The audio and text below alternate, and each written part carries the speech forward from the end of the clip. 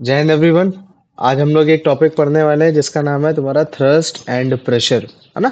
हम लोग चेक करेंगे कि प्रेशर क्या चीज होती है ना। फिर हम लोग इसे को किससे को रिलेट करेंगे, तुम्हारा थ्रस्ट से रिलेट करेंगे। ठीक है, प्रेशर की यहाँ स्पेलिंग थोड़ी सी गलत हो गई। ठीक है, डबल एस होता है इसमें, इस चीज को याद रख लेना।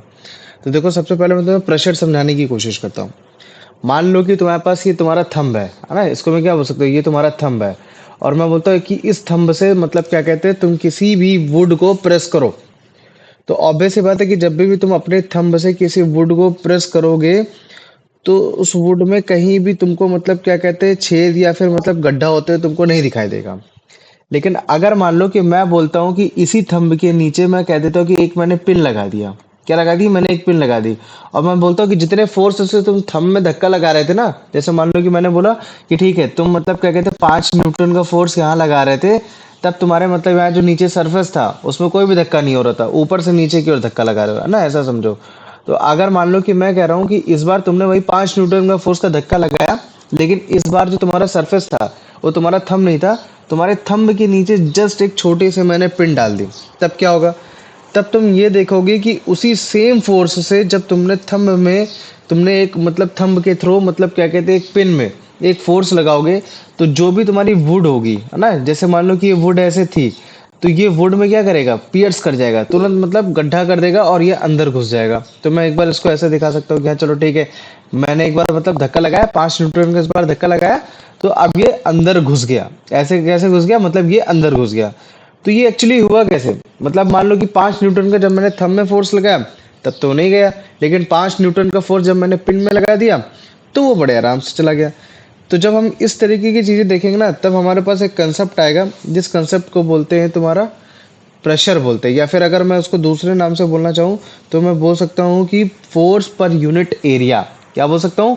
Force per unit area. ठीक है, फोर्स पर यूनिट एरिया। अभी इस चीज को ध्यान से देखना, ठीक है। ठीक, अब इस चीज को ध्यान से देखना। मान लो मैं बोलता हूँ कि तुम्हारा ये थंब था, तुम्हारे थंब ने ताकत लगाई। ठीक, तुम्हारे थंब ने क्या किया, इस जगह से तुमको ताकत दी। ठीक, जब उसने नीचे ताकत दी तो देखो इसने जो फोर्स लगाया इसके हिसाब से इसका एरिया कितना ज्यादा था, है ना। ये मान लो कि 5 सेंटीमीटर था। लेकिन अगर मान लो कि मैं इसी वुड के नीचे मतलब क्या कहते हैं एक पिन लगा रहा हूँ, और पिन का अगर मैं एरिया चेक कर रहा हूँ कि पिन कितने एरिया में चेक कर रहा है, तो हार्डली वो शायद 1 सेंटीमीटर कर रहा हो ये, और दोनों के दोनों 5 न्यूटन का फोर्स लगा रहे हैं। तो जब भी कोई भी बॉडी, है ना, याद रख लेना, जब भी कोई भी बॉडी सबसे छोटे एरिया में जितना ज्यादा फोर्स लगाएगी, उतना ज्यादा वो पर्टिकुलर ऑब्जेक्ट तुम्हारा डिस्ट्रक्ट होगा।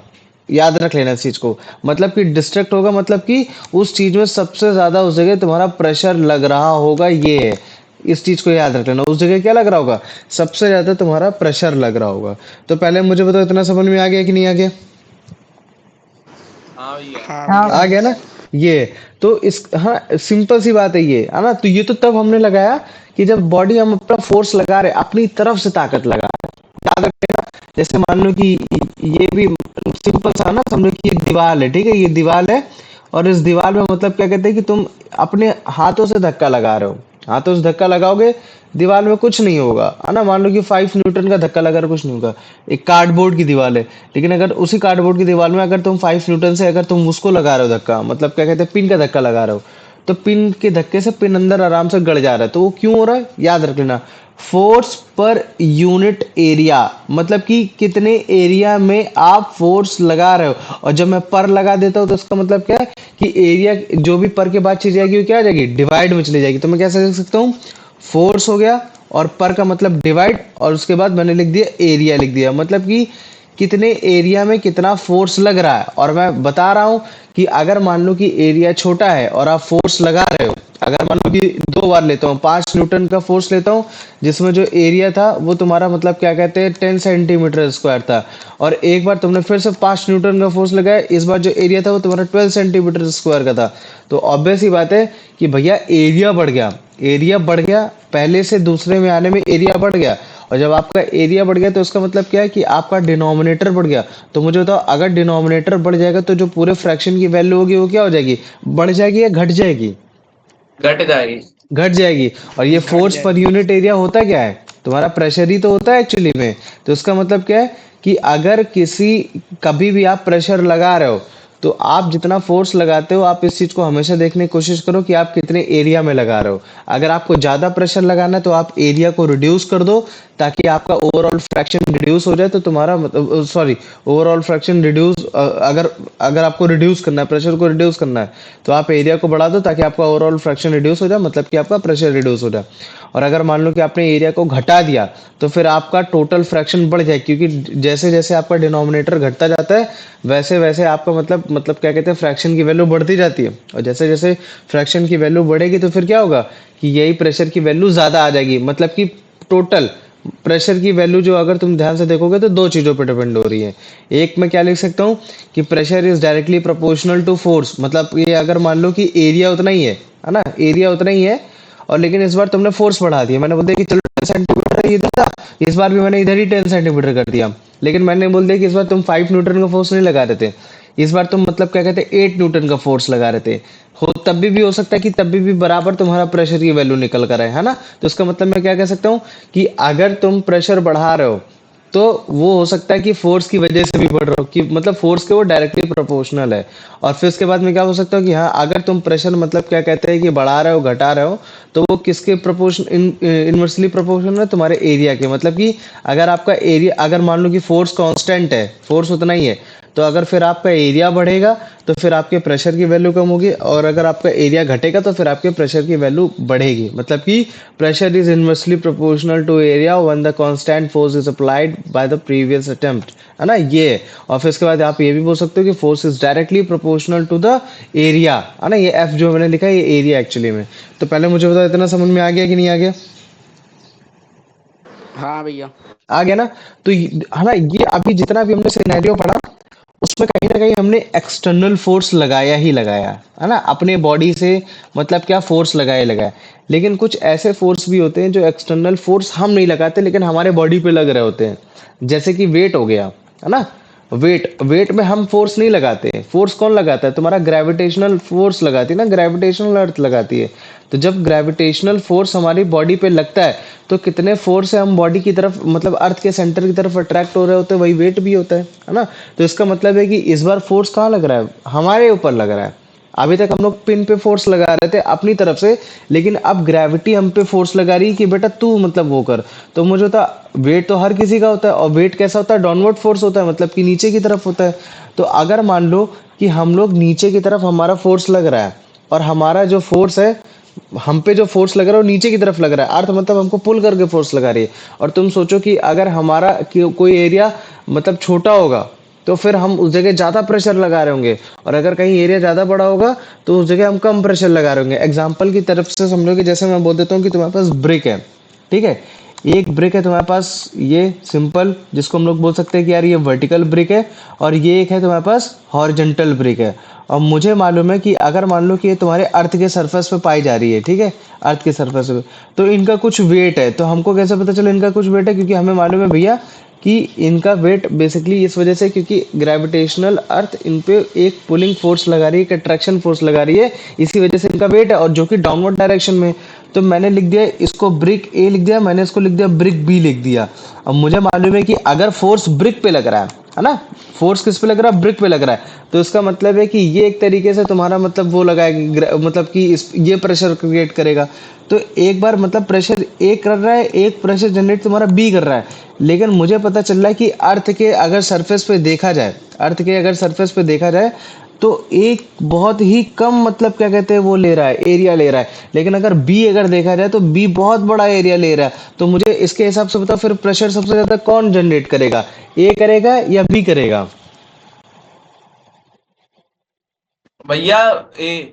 ए करेगा। क्यों करेगा? क्योंकि भैया आपने अभी बताया था कि pressure is inversely proportional to area, मतलब कि एरिया जितना कम होगा, प्रेशर उतना बढ़ जाएगा। और भैया बी के कंपैरिजन में ए में जो आपका एरिया है वो बहुत कम है, और बी में जो आपका एरिया है वो बहुत ज्यादा है। इसी वजह से अगर मान लो कि ये जो दोनों ही ब्रिक थी भैया, दोनों का वेट अगर मान लीजिए कि उतना ही था, मतलब कि 10 न्यूटन का ही मतलब इसमें मतलब वेट था। तो अगर 10 न्यूटन का वेट था, तो भैया इसमें जो सबसे ज्यादा जो प्रेशर लगा रहा होगा, वो ब्रिक ए लगा रहा होगा, ना कि आपका ब्रिक बी लगा रहा होगा। तो मुझे बताओ, इतना समझ में आ गया कि नहीं आ गया? ये इसमें किसी को कोई डाउट है? नहीं भैया। आ गया? आ दिव्यांशु, गया। आ गया भैया। अभिषेक, दिव्यांशु, हाँ भैया। आ गया? चलो वेरी गुड। तभी तुमने देखा होगा कि जब भी घर की दीवारें बनती हैं तो घर की दीवारें कभी भी इस तरह से नहीं लगाई जाती हैं कि हाँ मैंने इस तरीके से एक एक ईंटा ऐसे लगाया और फिर एक ईंटा ऐसे लगाया। क्यों? क्योंकि अगर इस तरीके से आप लगाओगे तो फिर आपकी जो मिट्टी है ना, जो आपकी मिट्टी है उसमें बहुत ज्यादा प्रेशर क्रिएट होगा, जिसकी वजह से आपका घर नीचे धंसेगा भी, है ना। और इसी प्रेशर को रिड्यूस करने के लिए हम लोग इसी वर्टिकल से हम लोग किस में आ जाते हैं, हॉरिजेंटल में आ जाते हैं कि हॉरिजेंटली लगाएंगे तो अर्थ जो है, अर्थ में इतना प्रेशर जनरेट नहीं होगा, तो धरती के अंदर ये घुसेगा नहीं, घर नहीं घुसेगा। और कैसे पता चला कि भाई एक काम करते हैं, ब्रिक तो सारी की सारी सेम है, मतलब सबका वेट तो सेम ही होगा, तो एक काम करते हैं इनको, मतलब क्या कहते हैं, इनका पर यूनिट एरिया घटा बढ़ा देते हैं। क्योंकि पर यूनिट एरिया बढ़ जाएगा मतलब कि डिनोमिनेटर जैसे बढ़ जाएगा हमारा प्रेशर रिड्यूस हो जाएगा। तो हमने क्या किया, जो कभी वर्टिकल हुआ करता था उसको हमने हॉरिजेंटल कर दिया, कि ताकि ज्यादा से ज्यादा तुम्हारा मतलब क्या कहते हैं ये वाला एरिया, मतलब कि नीचे जो सरफेस वाला एरिया वो बढ़ जाए, है ना। इसी वजह से घर में जो हमारी चुनाई होती है या फिर जो सॉरी जो मतलब क्या कहते हैं जो दीवार लगती है वो तुम्हारी हॉरिजेंटली वे में लगती है, ना कि वर्टिकल वे में लगती है। तो पहले मुझे बताओ इतना समझ में आ गया कि नहीं आ गया? हाँ भैया। आ गया। तो जो ये फोर्स का फॉर्मूला, जो सॉरी जो प्रेशर का जो फॉर्मूला है, प्रेशर इज इक्वल टू तुम्हारा क्या कहते हैं फोर्स पर यूनिट एरिया। इससे तुम बड़े आसानी से प्रेशर निकाल सकते हो कि नहीं निकाल सकते हो, बताओ मुझे। हाँ। हाँ। और अगर मान लो कि मैं बोल दूं कि तुमको मैंने प्रेशर बता दिया कि हाँ तुम्हारी बॉडी में तुम्हारी बॉडी इतना प्रेशर लगा रही है या कोई बॉडी कितना प्रेशर लगा रही है उस एरिया में, तो मैं ये भी बता सकता हूँ कि उस पे जो फोर्स लग रहा है वो कितना लग रहा है, कहाँ से लग रहा है, ये भी मैं बता सकता हूँ नहीं बता सकता हूँ, बताओ मुझे। हाँ ये लगा ही है ना। सकते हैं। अब एक काम करते हैं और उसकी एसआई यूनिट निकालने की कोशिश करते हैं, प्रेशर की एसआई यूनिट। तो मुझे तो फोर्स की एसआई यूनिट क्या होती है? भैया फोर्स की न्यूटन। न्यूटन होती है, वेरी गुड। और तुम्हारे एरिया की क्या होती है? एरिया की मीटर स्क्वायर। मीटर। मीटर हाँ, मीटर। क्यों? Metre square. Metre square area. नहीं, मीटर नहीं होती, मीटर तुम्हारे डिस्टेंस की होती है, एरिया में क्या हो जाता है, मल्टीप्लिकेशन और अपॉन स्क्वायर लग जाता है, स्क्वायर हो जाता है, तो वॉल्यूम मीटर। ठीक हो जाता है। ये तो इसका मतलब है कि मान इसकी प्रेशर की यूनिट कितनी हो जाएगी, न्यूटन पर मीटर स्क्वायर। और पता है प्रेशर को दूसरे नाम से भी बोलते हैं, पास्कल भी बोल देते हैं, ठीक है। क्योंकि प्रेशर की खोज तुम्हारे पास्कल साइंटिस्ट ने की थी, ठीक है। तो हम इसको क्या बोल सकते हैं कि हाँ तुम्हारा जो एक पास्कल होता है ना, जो एक पास्कल जो तुम्हारा प्रेशर होता है वो बेसिकली कितने के इक्वल होता है, अगर हम लोग एक न्यूटन का फोर्स लगा रहे हैं किसी एक मीटर स्क्वायर के एरिया में, है ना। तो इसको सिंपल से ऐसे भी बोल सकता हूँ कि अगर मान लो कि आप एक मीटर स्क्वायर के एरिया में अगर आप एक न्यूटन फोर्स लगाते हो, तो जो आपका जो प्रेशर जो आएगा, जो पास्कल की जो वैल्यू आएगी वो भी आपकी वन ही आएगी। तो ये हो गया। तो मुझे बताओ इतना समझ में आ गया कि नहीं आ गया? हाँ भैया। आ गया, चलो वेरी गुड, है ना। इसी वजह से तुमने देखा होगा, अभी तो हम डेली ऑब्जर्वेशन पढ़ेंगे, जब हम डेली ऑब्जर्वेशन पढ़ेंगे तब तुम्हें बहुत अच्छे से समझेंगे कि डेली ऑब्जर्वेशन में कहाँ तुम्हारा प्रेशर को रिड्यूस किया जा रहा है, कहाँ तुम्हारे प्रेशर को इंक्रीज किया जा रहा है ना।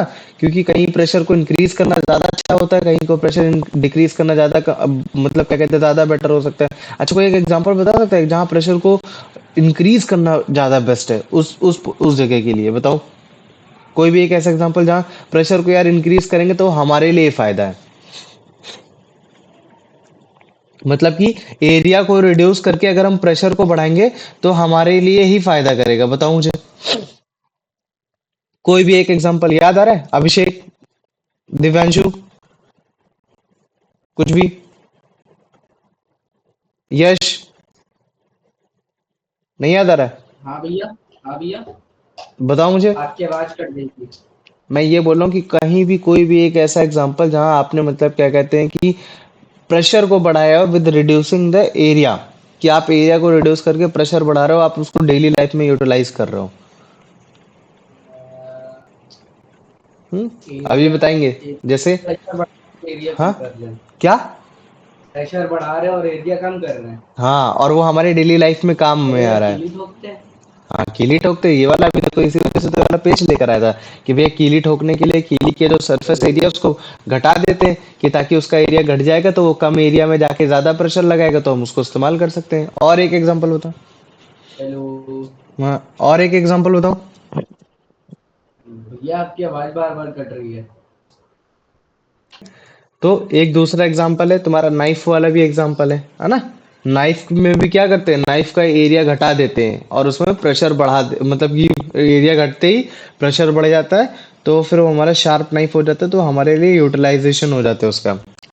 तो अभी हमने बस केवल प्रेशर का एक मीनिंग समझा और अभी इसको थ्रस्ट से रिलेट करना बताऊंगा, और फिर उसके बाद फिर इसके डेली ऑब्जर्वेशन करेंगे, कुछ एमसीक्यूज मतलब क्या कहते हैं एमसीक्यूज और क्वेश्चन करेंगे। बड़े अच्छे से कंसेप्ट आ जाएगा, क्योंकि इसको थोड़ा समझना जरूरी है। अगर आपने प्रेशर को समझ लिया, क्योंकि अभी तक जो हम लोग प्रेशर पढ़ रहे हैं वो हम लोग एक ग्राउंड एक सॉलिड सरफेस पे पढ़ने की कोशिश कर रहे हैं। फिर हम इसी प्रेशर को फिर हम लिक्विड में जो पढ़ने की कोशिश करेंगे कि हाँ, अगर मान लो कि अभी जो हम लोग प्रेशर लगा रहे थे एक सॉलिड सरफेस पे लगा रहे थे, तो उसके पीछे ये सारी चीजें हो रही थी। लेकिन अगर मान लो कि इसी प्रेशर को अगर मैं लिक्विड में लगाऊंगा, तब क्या होगा, तब हमारे पास वहां फिर बॉयंट फोर्स जैसी चीजें आ जाती हैं कि बॉयंट फोर्स क्या होता है, बॉयंसी क्या होती है, आर्किमिडीज प्रिंसिपल के रूल्स क्या हो जाते हैं, फिर डेंसिटी का रोल आ जाता है, फिर डेंसिटी के बारे में पढ़ेंगे, फिर रिलेटिव डेंसिटी के बारे में पढ़ेंगे, है ना। ये इसी वजह से अभी जो हम लोग प्रेशर पढ़ रहे हैं वो एक सॉलिड सरफेस पे पढ़ने की कोशिश कर रहे हैं। तो सॉलिड सरफेस पे जब हम लोग पढ़ते हैं तो क्या फिनोमेना होता है, और फिर जब हम लिक्विड प्रेशर लगाएंगे तब क्या फिनोमेना होता है, उसको अलग अलग मैंने इसी वजह से कैटेगराइज कर रखा है। तो थोड़ा सा ध्यान से समझना ताकि तुम्हारा एकदम बेसिक क्लियर हो जाए, ठीक है। तो जैसे ये देखो, सिंपल से देखो, है ना। मान लो कि इतने ही फोर्स के साथ, जितने फोर्स के साथ ये अपनी कीली के दबाने की कोशिश करेगा, उतने फोर्स के साथ ये थंब को लकड़ी में डालने की कोशिश कर रहा है, मतलब कि दबाने की कोशिश कर रहा है। ऐसे तो पुशअप्स हमारा हमें पता चल रहा है।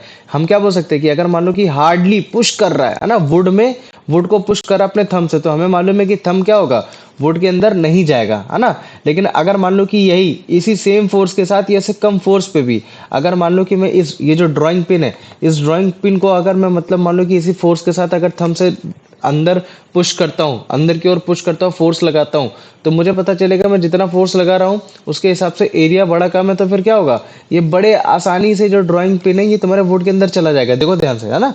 ये कितने बड़े आराम से, मतलब क्या कहते हैं, हम हल्का सा लगा भी रहा है तो भी मतलब क्या कहते हैं, ये बड़े आराम से चला गया। तो ऐसा ये क्यों हुआ, ये इसी वजह से हुआ कि यार जो थंब था हमारा वो वुड के अंदर इस वजह से नहीं गया क्योंकि जो फोर्स लगाया इसने ये लार्ज एरिया में लगाया, लार्ज एरिया में फोर्स लगाया। और लार्ज एरिया में फोर्स कहाँ लगाया, उसका थंब बेसिकली एक लार्ज एरिया में फोर्स लगा रहा था, इस वजह से वहां ज्यादा प्रेशर नहीं हो पाया। इसका मतलब क्या चीज है कि हमको क्या चेक करना है कि force per unit area check करना है, मतलब कि जो हम फोर्स लगा रहे हैं वो हम कितनी एरिया में लगा रहे हैं।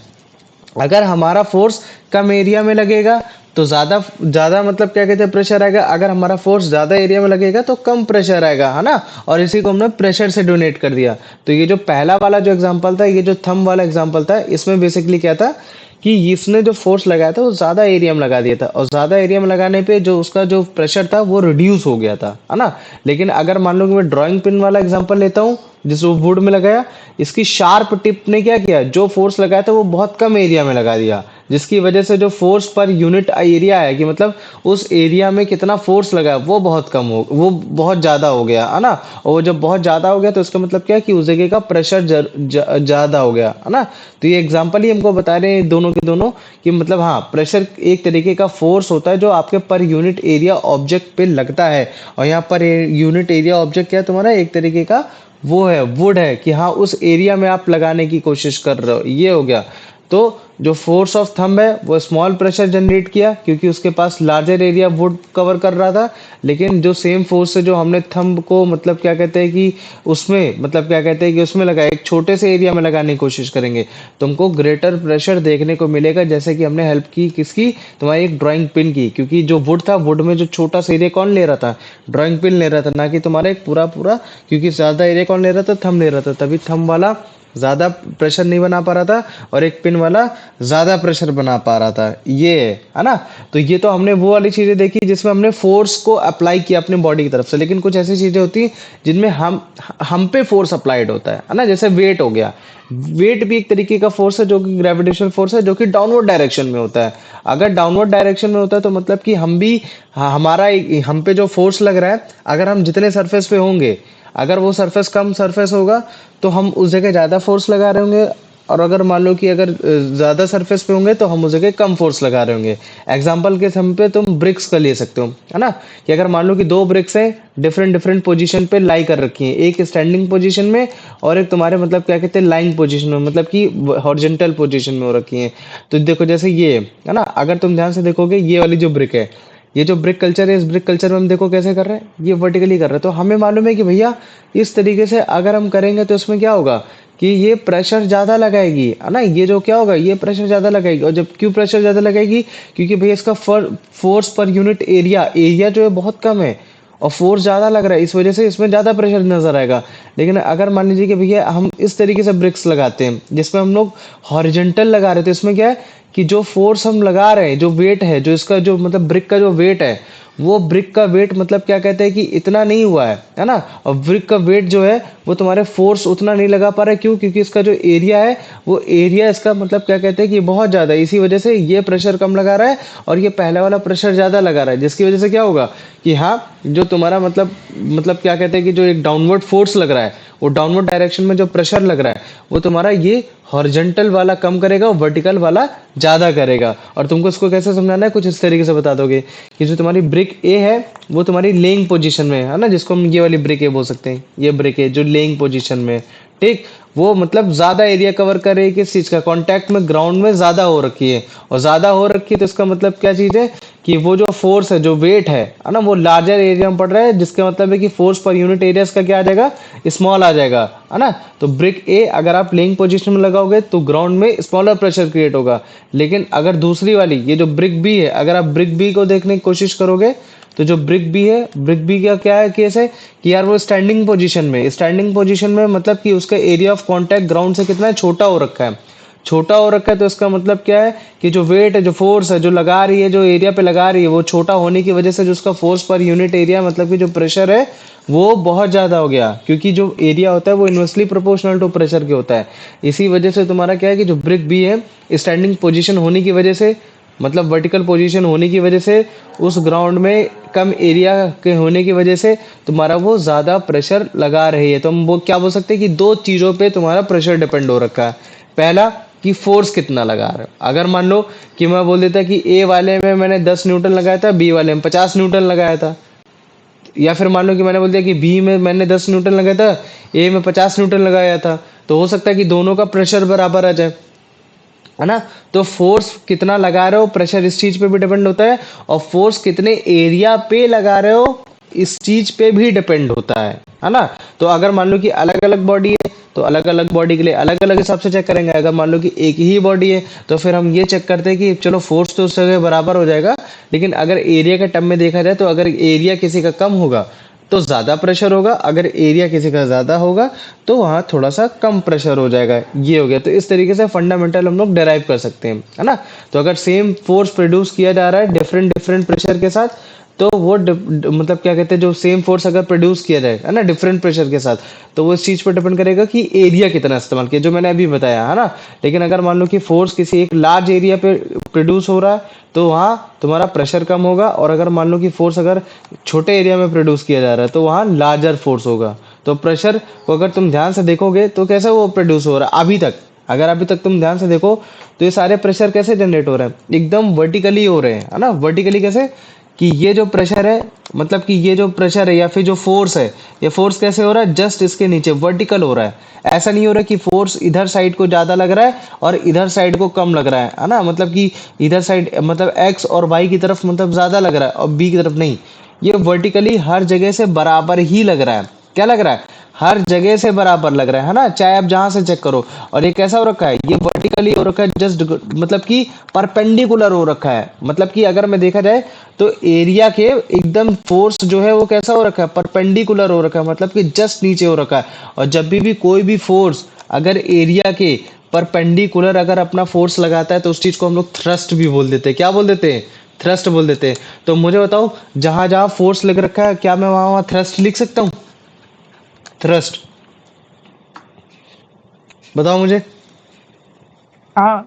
है ना। तो इसी वजह से हम लोग इसको ये भी बोल सकते हैं कि थ्रस्ट पर यूनिट एरिया। तो अगर कहीं थ्रस्ट पर यूनिट एरिया लिख कर आ जाए तो उसमें तुम कंफ्यूज मत होना, है ना। क्योंकि देखो, अगर जैसे मान लो कि मैं अगर किसी दीवार में धक्का लगाता हूँ, लेकिन दीवार में धक्का मैं अपने परपेंडिकुलरली नहीं लगा रहा, साइड से लगा रहा हूँ, साइड से लगा रहा हूँ, तो हो सकता है कि मतलब हमारा थोड़ा सा प्रेशर रिड्यूस हो जाए, है ना। मान लो कि तुम दीवार के सामने खड़े होकर धक्का लगाओगे तो ज्यादा प्रेशर लगा रहे होगे, लेकिन मैं कहता हूँ कि तुम अब थोड़ा सा टिल्ट हो जाओ, सामने मत रहो, परपेंडिकुलर मत रहो, थोड़ा सा डायगनली आ जाओ, 120 डिग्री में आ जाओ, 45 डिग्री में आ जाओ, मैं कह रहा हूँ कि अब धक्का लगाओ, तो अब उतना धक्का नहीं लगा पाओगे, है ना, क्योंकि अभी तक तुम परपेंडिकुलर थे, अब तुम परपेंडिकुलर नहीं हुए। तो जब भी कोई भी फोर्स, है ना, याद रख लेना, जब भी कोई भी फोर्स किसी एरिया में परपेंडिकुलर फोर्स लगाता है तो उस समय वो सबसे ज्यादा एरिया तुम्हारा मतलब क्या कहते हैं कि वो सबसे ज्यादा प्रेशर लगा रहा होता है। और जब भी कोई भी फोर्स अगर परपेंडिकुलर लग रहा होता है तो उसको हम लोग थ्रस्ट भी बोल सकते हैं। तो अभी तक जो हमने जितने भी एग्जांपल पढ़े और जो भी तुम्हारे क्लास 9th पे जो टॉपिक्स हैं, क्योंकि इनमें टॉर्क वाला भी तुम्हें कंसेप्ट आया नहीं है, ठीक है, तो अभी तक तुम जितना कंसेप्ट पढ़ोगे उसमें ये देखोगे जो फोर्स लग रहा है किसी ऑब्जेक्ट में वो परपेंडिकुलर लग रहा है। तो अगर फोर्स परपेंडिकुलर लग रहा है ऑब्जेक्ट में तो मैं उसको थ्रस्ट भी बोल सकता हूँ, कि मतलब थ्रस्ट पर यूनिट एरिया भी बोल सकता हूँ। दोनों को बात बराबर ही है, थ्रस्ट भी मतलब फोर्स है, लेकिन ये बता रहा है कि हाँ फोर्स कैसा लग रहा है, परपेंडिकुलर लग रहा है तुम्हारे एरिया के। इसी वजह से ये जो प्रेशर है जो फोर्स से डिराइव किया गया, जो थ्रस्ट से डिराइव किया गया, दोनों का बात बराबर ही है ना। तो इस चीज को याद रख लेना, ये है। तो इस तरीके से तुम्हारा फोर्स और थ्रस्ट मतलब कि दोनों इक्वली है, क्योंकि प्रेशर यहाँ जो एक्ट हो रहा है वो परपेंडिकुलरली एक्ट हो रहा है एरिया के, मतलब कि फोर्स जो एक्ट हो रहा है वो तुम्हारा परपेंडिकुलर एक्ट हो रहा है एरिया के, और इसी को हम लोग थ्रस्ट बोल देते हैं, है ना। तो अगर आपको प्रेशर की वैल्यू निकालनी है तो आपको क्या करना पड़ेगा, वो जितना फोर्स लगाया कितने एरिया में लगाया, मतलब कि जब भी हम लोग कितना बोल देते हैं ना, जैसे मैं बोलता हूँ कि तुमको परसेंटेज निकालना है कि तुम्हारे मतलब क्या कहते हैं मैथ में कितने नंबर आए हैं, तो मैं बोलता ना मैथ में कितने नंबर आए हैं, तो कितना किससे कंपेयर करोगे, जो सब जिस चीज से तुम कंपेयर करना चाह रहे हो। मतलब कि अगर मैं बोल देता हूँ कि कितना नंबर आया है मैथ में, तुम्हारे कितने नंबर आए हैं, परसेंटेज बताओ, तो कितने में से आए हैं, तो कितने में से होता है ना, तो उसको हम लोग हमेशा डाउनवर्ड लिखते हैं, नीचे लिखते हैं। तो ठीक ऐसा ही है कि भाई तुमने जो प्रेशर लगाया है, जो फोर्स लगाया है, वो कितने मतलब कितने एरिया में लगाया है, तो कितना मतलब कि जस्ट डाउनवर्ड डायरेक्शन, इसी वजह से हम एरिया को नीचे लिख देते हैं। या फिर इंग्लिश में बोलोगे तो सिंपल सी बात है कि हम लोग कितना मतलब कि एरिया में चेक करें कि फोर्स कितना लगा रहे हैं, तो जिस चीज में चेक किया जाता है उस चीज को हमेशा डाउनवर्ड लगाया जाता है, डाउनवर्ड में रखा जाता है। और अगर उस चीज की वैल्यू बढ़ती है तो फिर मतलब क्या कहते हैं कि वो जो टोटल वैल्यू फ्रैक्शन की होती है वो घटती है, और जब वो घटती है तो फिर मतलब टोटल वैल्यू घट जाती है। तो अगर मान लो कि अगर हम कोई भी फोर्स लगा रहे हैं और अगर वो फोर्स बेसिकली कितने एरिया पे लगा रहे हैं, तो इसका मतलब है कि अगर एरिया बढ़ेगा तो फिर तुम्हारा प्रेशर जो होगा वो डिक्रीज होगा, और अगर मान लो कि एरिया घटेगा तो फिर आपका जो प्रेशर है वो इंक्रीज होगा। क्यों? क्योंकि pressure is inversely proportional to the area, area का बढ़ने पे प्रेशर घटता है, एरिया के कम होने पे प्रेशर बढ़ता है, ये है ना। तो ये प्रेशर और तुम्हारा फोर्स और एरिया का एक रिलेशन है ना, कि एक रिलेशन है जो बता रहा है। और अगर इसकी एसआई यूनिट निकालनी है तो न्यूटन को फोर्स की यूनिट बोल सकते हैं, और तुम्हारे जो मतलब क्या कहते हैं कि उसकी यूनिट है मतलब एरिया की वो मीटर स्क्वायर है, तो टोटल यूनिट क्या हो जाएगी, मीटर स्क्वायर की साथ साथ क्या हो जाएगा तुम्हारा फोर्स पर यूनिट मतलब कि न्यूटन पर मीटर स्क्वायर, या फिर न्यूटन पर मीटर स्क्वायर को ऐसे भी लिख सकते हो, अगर पर नहीं लगाना तो न्यूटन मीटर इनवर्स स्क्वायर ऐसे बोल सकते हो, जो कि किसके इक्वल होता है, पास्कल के इक्वल होता है।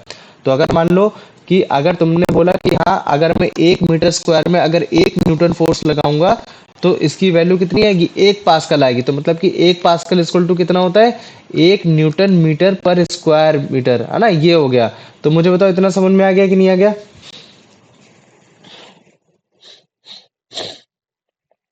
इतना आ गया ना। इसको देखो, जैसे अगर तुम इसको देखोगे ध्यान से तो ये क्या है, ये कहाँ का सीन है बता सकते हो मुझे कोई, ये क्या चीज है? हेलो। भैया ये स्नो है। हाँ स्नो है ना। और स्नो में तुम अगर तुम ध्यान से देखो तो अगर मान लो कि इसके नीचे ये नहीं लगा रहता, है ना, ये जो पर्टिकुलरली जो चीज है ये नहीं लगी होती, तो इसका जो पैर है पैर फोर्स लगा रहा होता है, क्योंकि पैर वेट वेट कहाँ से आ रहा है, इसके पैर से आ रहा है। तो अगर मान लो कि पैर फोर्स लगा रहा होता तो एरिया घट जाता, और अगर एरिया घट जाता तो धस जाता। तो ये धसे ना मतलब कि इसका जो वेट है वो मतलब क्या कहते हैं कि वेट तो उतना ही लगाएगा जितना हमेशा से है ना। तो एक काम करते हैं, अपने पैर का एरिया बढ़ा देते हैं, और अगर हम पैर का एरिया बढ़ा देंगे तो प्रेशर रिड्यूस हो जाएगा, और प्रेशर रिड्यूस हो जाएगा तो हम बड़े आसानी से चल पाएंगे। तो ये देखो है ना, ये आराम से चल पा रहा है। क्यों चल पा रहा है? क्योंकि इसने जो अपने वेट का जो एरिया था वो बढ़ा दिया। और वेट का एरिया कैसे बढ़ा दिया? पैर के सरफेस को बड़ा कर दिया। और पैर के सरफेस को बड़ा तो खुद से नहीं कर पाएगा, तो उसने एक ऑब्जेक्ट लगा के बड़ा कर दिया कि हाँ ये मेरे पैर का ही पार्ट है, और ये ऑब्जेक्ट बड़ा हो गया जिसकी वजह से मैं बड़े आराम से मतलब चल सकता हूँ। तो इसने क्या किया? प्रेशर को रिड्यूस ही किया, बस अपने एरिया को बढ़ा के कर दिया ये। इसी वजह से तुमने ये देखा होगा, जो स्लिंग्स राइड्स होती है इनको क्या बोलते हैं? स्लीग राइड होती है ना। तो ये जो देखो स्लीग राइड में यहाँ टायर नहीं लगे हैं। जो ये यहाँ जो बर्फ वाला एरिया, यहाँ टायर नहीं लगे हैं। क्योंकि अगर टायर लगा होता तो तुम सोचो टायर एरिया कितना रिड्यूस कर देता। और अगर टायर एरिया रिड्यूस कर देता तो फिर क्या होता? फिर वो जस्ट तुरंत घुस जाता है, जमीन में चला जाता है। इसी वजह से इन्होंने क्या कि टायर हटा के इसको फ्लैट सरफेस किया, इसका सरफेस एरिया बढ़ा दिया, कि ताकि फिर क्या हो, बड़े आराम से आप मतलब क्या कहते हैं कि उस जगह चल पाओ, कि आप धसो ना, नीचे वो हो ना, है ना। क्योंकि आपका बॉडी तो वेट लगा ही रही है। आपका बॉडी वेट मतलब यहाँ क्या है? वेट मतलब फोर्स है। तो मतलब बॉडी आपका फोर्स लगा रही है, और अगर आपका फोर्स अगर कम एरिया पे लगेगा तो फिर आप मतलब क्या कहते हैं, धस जाओगे, तुरंत धस जाओगे, है ना। तो जो टायर होता है, टायर आपका कितना है ना, उस कितना छोटा सा होता है। मतलब अगर जैसे टायर को मैं सामने से दिखाऊं तो इतना छोटा सा मतलब होता है, इतना पतला सा होता है ना। तो अगर इतना पतला एरिया हो गया अगर इतना वेट के साथ, तो वो आराम से धस जाएगा। इसी वजह से हम क्या करते हैं कि इसी चीज को हम लोग इतने बड़े उसमें कन्वर्ट कर देते हैं, है ना। मतलब कि फ्लैट सरफेस कर देते हैं। जब फ्लैट सरफेस कर देते हैं तो वो जो वेट है, फिर जो फोर्स लगा रहा है वो एरिया बढ़ने की वजह से प्रेशर रिड्यूस हो गया। और जैसे ही प्रेशर रिड्यूस हो गया तो फिर हम लोग धंसते नहीं है। इसी वजह से ये एरिया टू एरिया भी डिसाइड करता है कि कहाँ आप अपना प्रेशर ज्यादा लगाना चाहते हो, कहाँ आप प्रेशर अपना कम लगाना चाहते हो। स्नो में आप हमेशा फ्लैट शूज इस्तेमाल ही करने वाले हो। स्लीक राइड जो स्नो रीजन में चलती, जो अभी राइड जो दिखाई थी वो स्लीक राइड थी, उसमें भी आप फ्लैट बेस ही इस्तेमाल करने वाले हो, है ना। ये नहीं करने वाले हो कि हाँ भाई तुमको स्नो में मतलब पॉइंटेड हील पहननी है, और तुमको मतलब क्या कहते हैं कि इधर साइड स्नो में जाके तुमको थार चलानी है ना। ये हो गया। तो मुझे बताओ, इतना समझ में आ गया कि नहीं आ गया? आ गया ना। तो ये देखो, ये ऐसे ही इसको स्लीक राइड बोलते हैं। इस चीज को हमेशा याद रखना, है ना। तो ये देखो स्लीक राइड है, ठीक। ये है ना? अब जैसे मान लो कि ये कैट है, कैट बड़े आराम से अंदर क्यों चली गई? इसी वजह से चली गई ना, क्योंकि इसके जो वेट ने क्या किया, उस जगह प्रेशर बढ़ा दिया। प्रेशर कैसे बढ़ा दिया?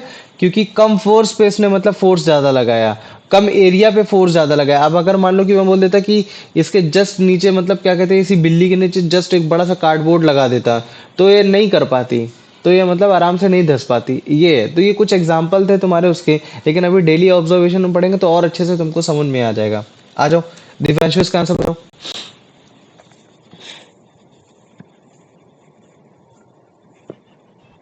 The reason a drawing pin goes into the wood with the thumb's push, but the thumb alone does not, is that the force from the thumb is greater on the pin. The pin is made up of metal. The pressure exerted by the pin is much greater than. भैया option C. Option C, very good. आ जाओ कुलदीप, इसका answer बताओ। Pressure is defined as force divided area. भैया हम्म, option है। Option A, very good. आ जाओ अब इसका आंसर बता दो Abhishek. The effect of force depends on the color of object, the volume of object, the mass of object, the area of object on which it acts. Option D. Option D, very good, है ना। देखो यहाँ मास लिखा है ना। तो लोग सोच सकते हैं यार मास मतलब केजी होता है, मतलब कि भैया ने वेट वाला एग्जांपल होता है, तो वो नहीं भाई, फोर्स ही वेट होता है। तो यहाँ उसने ऑलरेडी बोल दिया कि अगर मान लो कि अगर वेट का अगर इफेक्ट देखना है तो किस चीज पे डिपेंड देखा जाता है? वो एरिया पे देखा जाता है। अगर मान लो यहाँ फोर्स की जगह अगर प्रेशर लिखा होता तो भले चाहे तुम एक बार को कंफ्यूज हो सकते थे, बोल सकते थे यार भैया प्रेशर तो आपका मास पे भी डिपेंड होता है, कि मतलब कितना वेट लग रहा है, मतलब कि कितना फोर्स लग रहा है ना। और इस चीज पे भी डिपेंड होता है कि आप कितने एरिया पे लगा रहे हो, तब कंफ्यूजन हो जाता। लेकिन क्वेश्चन ने ऑलरेडी बता दिया कि मुझे बता कि अगर फोर्स लगा रहे हैं, मतलब कि एक तरीके से अगर वेट, तो वेट अगर किस चीज पे डिपेंड करेगा, जो ओवरऑल प्रेशर को इंक्रीज और डिक्रीज कर सकता है, तो वो तुम्हारा एरिया को कर सकता है। Very good. आ जाओ अब इसका आंसर बता दो अनंत। नहीं है क्लास में। तुम ही बताओ फिर। When a force act on large area, the resulting pressure is small. Small. Very good, आ जाओ। अब मुझे इसका आंसर बता दो, मतलब क्या कहते हैं कि यश। वो भी नहीं है। चलो। Why do two bricks अच्छा of है। the same height exert different height pressures नहीं, on the weight. ground? Uh, same weight exert a different pressure on the ground in a lying versus a standing position. Question ये बोल रहा है कि तुम्हारे पास दो हाँ, ब्रिक्स हैं, है ना, सेम वेट की हैं, लेकिन डिफरेंट डिफरेंट प्रेशर लगा रही हैं, क्योंकि एक लेटी हुई है और एक मतलब क्या कहते हैं कि एक स्टैंडिंग पोजीशन में, मतलब कि एक वर्टिकल पोजीशन में, एक हॉरिजॉन्टल पोजीशन में। तो ऐसा क्यों हो रहा है? तो वो चार ऑप्शन दिए हैं।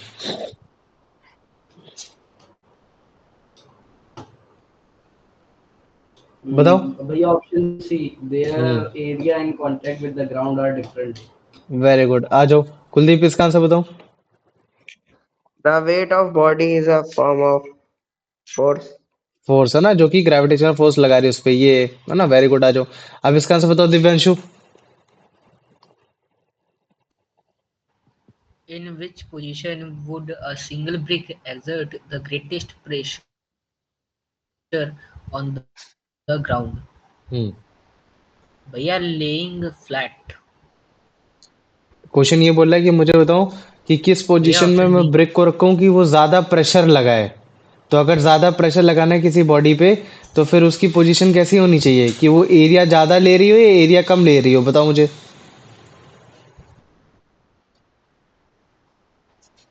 समझो मेरी बात भैया को। Standing upright.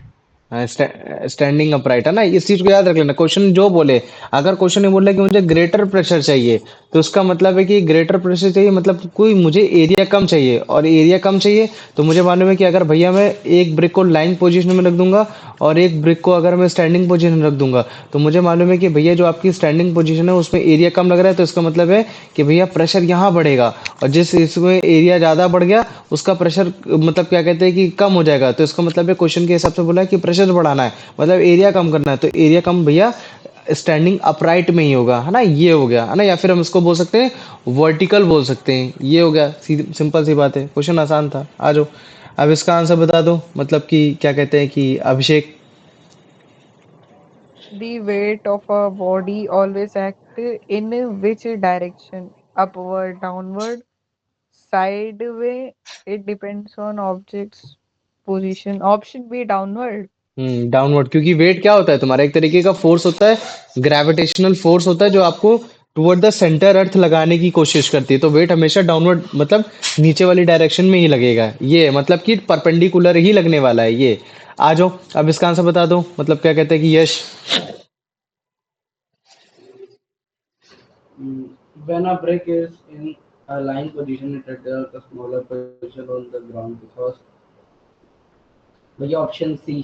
Hmm. The area in contact with the ground is large. Good. आ जाओ। कुलदीप, इसका आंसर बताओ। A brick is standing position exerts a greater pressure on the ground because the area in contact with the ground is small. Very good, आ जाओ। अब इसका answer बता दो दिव्यांशु।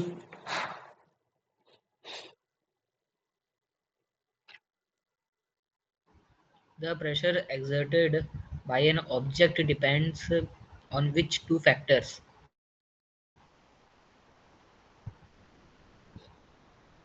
हम्म। भैया ऑप्शन बी। पढ़ा answer. Force applied and Force applied and area area over. over which the force acts. Very good, आ जाओ। अब अभिषेक, इसका आंसर बताओ। If the force applied remain constant, what is the relationship between pressure and area? Hmm. Directly proportional, inversely proportional. Option B. Inversely proportional. Very good, है ना। बोल रहा है कि अगर मान लीजिए कि भैया अगर एक ही ऑब्जेक्ट है और एक ही ऑब्जेक्ट पे अगर हम एक ही फोर्स लगा रहे हैं, तो उस हिसाब से फिर जो प्रेशर जो होगा वो एरिया के साथ कैसा प्रोपोर्शनलिटी का आएगा, कौन सा रिलेशन आएगा, डायरेक्टली या इनवर्सली? तो वो कैसा आएगा तुम्हारा, इनवर्सली ही प्रोपोर्शनल आ जाएगा, है ना। ये होगा डायरेक्टली। आ जाओ, एकदम सही बताया तुमने। आओ कुलदीप, इसका आंसर बताओ।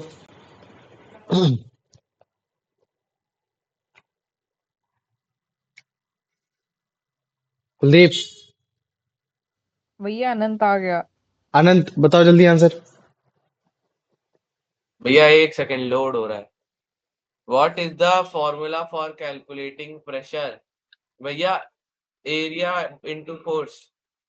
चलो बहुत प्यारा। चलो तुम बताओ अभिषेक।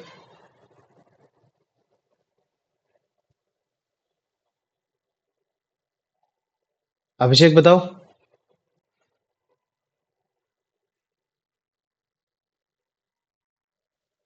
दिव्यांशु अरे तुम वो बताओ। माइक बंद था। Option C, pressure hmm. And pressure is equals to force upon area. Very good. आ जाओ अब इसका आंसर बताओ दिव्यांशु।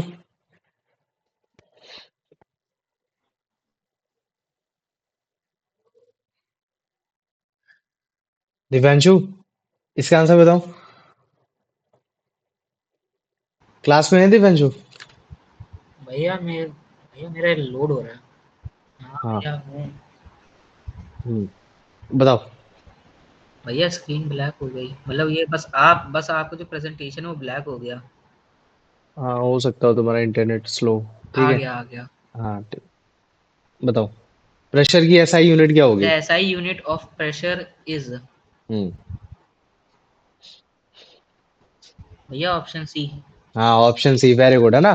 क्योंकि अगर मान लो कि अगर यहाँ ये लिखा होता न्यूटन पर मीटर स्क्वायर तो हाँ मैं एक बार को ये भी आंसर हो सकता है, लेकिन मुझे मालूम है कि भैया जब भी हम किसी 1 मीटर स्क्वायर एरिया में जब हम लोग 1 न्यूटन का फोर्स लगाते हैं तो वो किसके इक्वल हो जाता है? 1 पास्कल के हो जाता है। तो इसका मतलब है कि भैया प्रेशर की यूनिट को मैं पास्कल के टर्म में भी डेराइव कर सकता हूँ। तो ये हो गया। और अगर मान लो कि अगर ये भी अगर कहीं ऑप्शन लिखा होता न्यूटन पर मीटर स्क्वायर तो फिर वो भी आंसर हो सकता था, तो फिर कंफ्यूजन क्रिएट हो जाता है। इसी वजह से 4 ऑप्शन में हमने सारे ऑप्शन को अलग अलग कैटेगराइज किया है और एक को हमने पास्कल के टर्म में आंसर निकाल के बताया।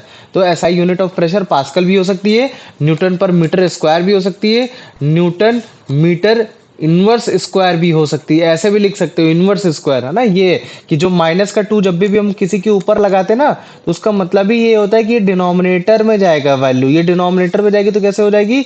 1/m², है ना। ये हो गया। तभी तुमने देखा होगा कि जब भी हम लोग इस तरह से लगाते थे 2 × 10⁻³ तो हम बोलते थे ये वैल्यू बहुत छोटी। वैल्यू कैसे छोटी है? बस ऐसे करना है कि 2/10 को अगर आप नीचे लेके जाओगे तो 30 और इसको 30 टाइम 0 कर दो। तो ऑब्वियस सी बात है कि अगर डिनोमिनेटर 30 अगर डिनोमिनेटर इतना बड़ा हो गया तो जो टोटल फ्रैक्शन की वैल्यू होगी वो बहुत ज्यादा छोटी आएगी। तभी हम लोग बोलते थे कि हाँ जो आपका ग्रेविटेशनल मतलब कि ग्रेविटेशनल कांस्टेंट की वैल्यू है जो 6.67 इंटू 10⁻11 -11 मतलब कि नीचे 10⁻11 आ जा रहा। अब 10⁻11 कैसे? मतलब कि 11 बार तुम्हारा मतलब इस तरह से जीरो। और सोचो कितना तुम्हारा बड़ा डिनोमिनेटर हो गया, ऊपर न्यूमरेटर कितना छोटा, तो वैल्यू कितनी छोटी। तभी हम बोलते थे कि यहाँ ग्रेविटेशनल कांस्टेंट की जो वैल्यू होती है वो बहुत ही ज्यादा छोटी होती है। ये फिर चाहे ऑब्जेक्ट बड़ा हो चाहे ऑब्जेक्ट छोटा हो। ये आ जाओ अब इसका आंसर बता दो यश। If the same force act over a large area, the pressure produced will be small. Option B. Option be very good. अरे क्या बोला? If the same force act on a very large area, है ना। तो वो obvious सी बात है ये तुम्हारा स्मॉल ही होगा। और क्या ना कि अगर लार्ज सेम फोर्स अगर आप लार्ज एरिया में अप्लाई करोगे तो जो प्रेशर प्रोड्यूस होगा वो आपका वो होगा मतलब क्या कहते हैं स्मॉल होगा, कांस्टेंट नहीं होगा। ठीक है ये। भैया बोलो। भैया कांस्टेंट होगा। बोला कि मेरे को सुनने दे एक minute. If the same force act on a large area, ठीक है। पहले इसका मतलब ये तो नहीं बोला कि पहले वाला एरिया स्मॉल एरिया था। हाँ मतलब कि भैया जो पहले पहले जो हम्म। एक चीज थी वो एक स्मॉल एरिया पे लग रही थी, अब जो चीज है वही हम्म। सेम ही चीज है पर वो किसी लार्ज एरिया पे लग रही है। हाँ तो हो सकता है कि फिर वो जो फोर्स है वो मेरे अदरवाइज को तो ऐसे बोला कांस्टेंट। नहीं है, प्रीवियस वाला कुछ बोला नहीं है ना। हाँ ये चीज मेरे है। मतलब क्वेश्चन में हाँ मतलब वीकनेस थी ये। इम्प्रोप्रिएट क्वेश्चन। हाँ ये ऐसे बोल सकते हैं। आ जाओ अब चलो ठीक है फिर अगला तुम ही बताओ। 1 pascal is equal to 1 newton per square metre. Very good. Per square metre है ना, मीटर स्क्वायर भी हो सकता था लेकिन मतलब स्क्वायर मीटर भी लिख दोगे तो भी कोई दिक्कत नहीं है। आ जाओ अब इसका आंसर बता दो अनंत।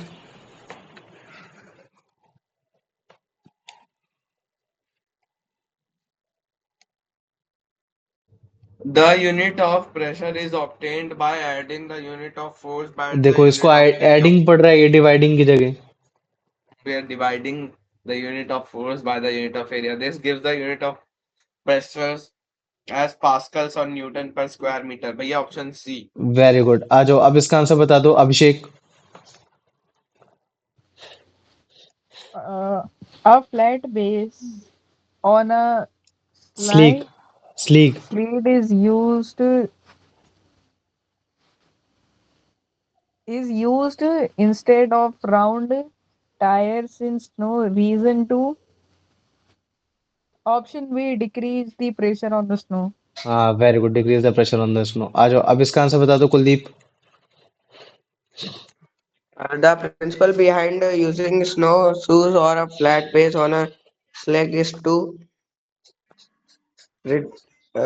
increase the area in contact with the snow to produce pressure. Very good, क्योंकि मुझे मालूम था सबसे पहले तुम लोग बी और सी देखोगे कहाँ रिड्यूस लिख कर आ रहा है ना। ये है ना। तो अगर तुम ध्यान से देखोगे इसका आंसर वैसे देखा जाए तो सी भी कहीं ना कहीं हो सकता है, क्योंकि रिड्यूस द नहीं, रिड्यूस द एरिया नहीं, इंक्रीज द एरिया होता तो ज्यादा बेस्ट होता। ये है, तो इसका ऑप्शन डी ही हो गया कि एरिया को बढ़ा दिया कांटेक्ट से, जिसकी वजह से प्रेशर क्या हो गया, डिक्रीज हो गया। ठीक है, अब देखो मैं तुमको बताता हूँ कि इसमें तुम्हारे एग्जाम में न्यूमेरिकल कैसे पूछे जाएंगे। बड़े सिंपल से ऐसे पूछा जाएगा। मुझे बताओ कि अगर मैं 10 न्यूटन का फोर्स लगा रहा हूँ किसी ऑब्जेक्ट पे, जिस ऑब्जेक्ट का एरिया 2 मीटर स्क्वायर है, तो मुझे बताओ उसका प्रेशर क्या होगा। तो मुझे बताओ क्या क्या गिवन है, फोर्स की वैल्यू गिवन है हाँ, कितनी है, 100 100 न्यूटन है। Very good. और मुझे तो क्या ये जो उस ऑब्जेक्ट का क्या गिवन है, एरिया गिवन है। तो मैं एरिया, area, हाँ एरिया कितना है, 2 2 meter meter square. square. 2 metre square. अब मुझे तो क्या इसको मेरे को चेंज करना है, नहीं चेंज करना है, क्यों, क्योंकि भैया एरिया को मेरे को मीटर स्क्वायर में ही टर्म में वैल्यू आ चाहिए। अगर मान लो कि कहीं सेंटीमीटर स्क्वायर में होगी तो मुझे इसको मीटर में चेंज करना होगा, अगर वो किलोमीटर में होगी तो मुझे इसको मीटर में चेंज करना होगा, है ना। इस चीज को याद रख लेना। तो ऑलरेडी जब मीटर में वैल्यू दे रखी है तो क्या मुझे चेंज करना है इसको, नहीं. नहीं नहीं, करना है ना। तो इसका मतलब है कि अब मैं डायरेक्टली प्रेशर का फॉर्मूला लगा सकता हूँ, क्योंकि प्रेशर यही बताता है कि टोटल हाँ कि आप 50. कितना फोर्स लगा रहे हो कितने एरिया में, कितना एरिया मतलब डिनोमिनेटर में, है ना। सिंपल सी बात है, रटने की जरूरत ही नहीं फॉर्मूला को। अगर तुम कंसेप्ट को समझ जाओगे ना तो फॉर्मूला खुद से भी बना सकते हो कि भैया प्रेशर का मतलब होता है कितना फोर्स लगा रहे हैं कितने एरिया में। तो कितने एरिया में फोर्स चेक किया जा रहा है, तो मतलब एरिया को मुझे को डिनोमिनेटर में रखना है और फोर्स को ऊपर रखना है। ऐसे हो गया। लेकिन तुम लोग रट लो तो ज्यादा अच्छा है कि pressure is equal to force upon area. ये हो गया। तो फोर्स कितना है, 100, और तुम्हारा एरिया कितना है, 2, तो कितनी वैल्यू आ जाएगी, 50. 50 50। और यूनिट क्या लिखूंगा, Pascal. Pascal. हाँ पास्कल। और अगर मान लो मुझे पास्कल के टर्म में यूनिट Newton नहीं चाहिए, meter square. हाँ तो फिर क्या लिखूंगा, Newton न्यूटन। meter. पर Newton meter square. Newton meter square नहीं करे, न्यूटन पर मीटर स्क्वायर। या फिर क्या बोलेगा, Newton meter Inverse inverse meter square. square. समझ में आ गया। ये है। न्यूटन मीटर स्क्वायर मत बोल देना, न्यूटन मीटर स्क्वायर नहीं होती है ये। अब आ जाओ, है ना। ठीक इसी तरीके से ये वाला क्वेश्चन है, जैसे कि मान लो ये वाला है, जिसमें एक वुमन है, उसने शार्प हील पहन रखी है, जैसे ये वाली, ठीक है, शार्प हील पहन रखी है ना। या फिर पेंसिल हील शूज है, जिसको हम लोग स्टीलेट्स भी बोलते हैं, पता नहीं मेरे को नाम नहीं आता है, ठीक है ये। तो अब मान लो कि अगर वुमन का मास 50 kg है, मतलब कि यहाँ 50 kg जो मास एक्चुअली में दिया गया है वो क्या बताने की कोशिश कर रहा है, वो क्या बताने की कोशिश कर रहा है कि वुमन का क्या है ये वेट है, हाँ, मतलब सॉरी मास है ना। ये क्या है, ये मास है। तो मुझे बताओ मास क्या तुम्हारा वेट के इक्वल होता है। हाँ. वो तो तब होगा ना जब आपने उस जगह का मतलब क्या कहते हैं वो एरिया, मतलब कि वो आपने जो जी की वैल्यू हर जगह सेम ही ले रखी है, लेकिन जरूरी थोड़ी ना सेम हो। उसने क्वेश्चन ने बता ही दिया कि हाँ चलो ठीक है, इस बार मैं जी की वैल्यू आपको ये बोल दे रहा, तो मैं क्या उसके हिसाब से इसका वेट निकाल सकता हूँ, इस लेडी की है। तो वेट के इक्वल टू क्या हो जाएगा, W equal to M into G. M into G. Mass कितना है, भैया 50. 50। जी कितना है, 10. 10। तो इसका मतलब है कि वेट कितना आ गया, 500। 500 न्यूटन. 500। भैया 500 न्यूटन. वेट की हाँ SI यूनिट न्यूटन होती है. किसके इक्वल होते हैं, वेट की ऐसा यूनिट न्यूटन होती है ना। हाँ, वेट की ऐसा यूनिट न्यूटन, मतलब कि weight is equal to 50 Newton हो गया ये, है ना। और अगर मान लो कि 500।